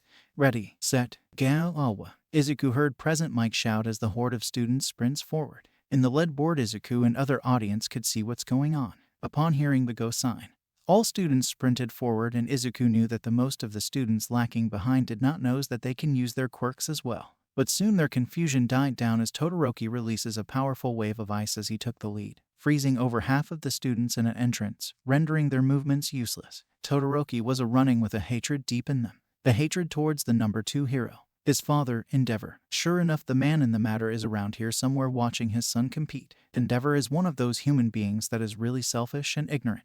No matter the situations, they always consider themselves higher than anything or anyone. Watching the obstacle race, Izuku saw the slacking of students gave up running, and those who are ahead simply keeps going. And the fight between them was raging before the final rounds. Izumi was behind the fighting duo that is Katsuki and Todoroki. Izuku, on the other hand, enjoyed watching the race. Sadly, most of the students with good quirks got left behind.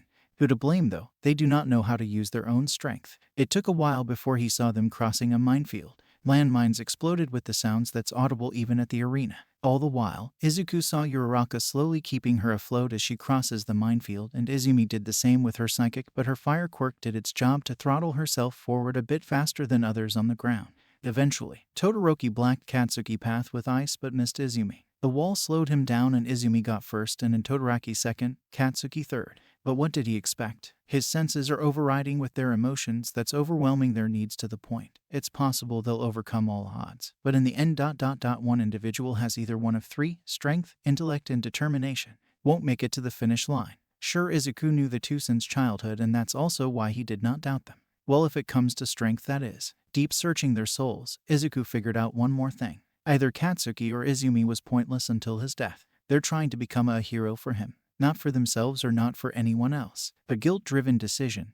That's what this is all about. Izumi nervousness and losing confidence. Bakugo anger and misleading thoughts of superiority complex. They're experiencing these due to they want to be a hero he wanted to be himself. Sure, they at some point of their lives promised being best heroes, but those promises halfway through got abandoned.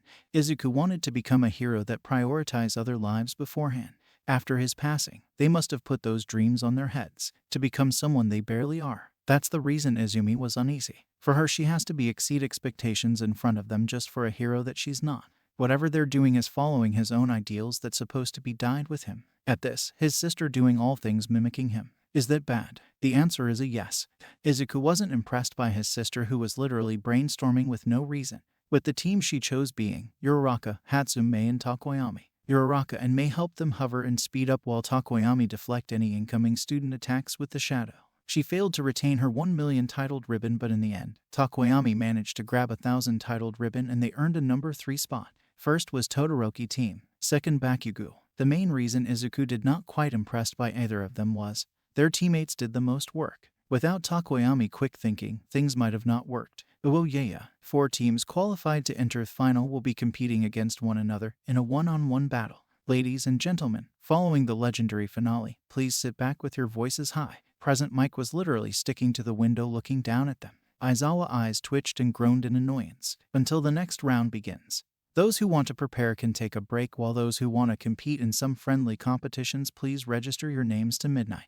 Aizawa calmly announced. Izumi heard it and decided to take a break, as well as other classmates who made it to the finals. I can't believe we made it, Mina said. I know, right? I should call my mom. Ochako happily said. Izumi sighed. Yura, I'm sorry about earlier. You know, I thought I got this, but Izumi apologized. Others looked at her and saw guilt in her eyes. Hey, don't blame yourself, Ami. We did not did any better than you, right? Yura assured her. You guys did amazing. I was all lost with weird impression. Izumi said, sadly smiling. Bakugo was silent and others did their best to cheer Izumi up. While they walked to their locker rooms, they looked forward and saw someone coming from the opposite side towards them, wearing hoodie and all, face hidden under it. They got a vibe of pure intimidation as the figure walks towards them. The main thing attracted their attention is the fact that people aside from students and teachers rarely even use this path. In fact, this way is prohibited from others to pass by, but their voice never sound their concerns out loud. They did felt something is weird with this guy. They looks at the tall figure who slowly was getting closer to them. Ada cleared his throat and looks at the man.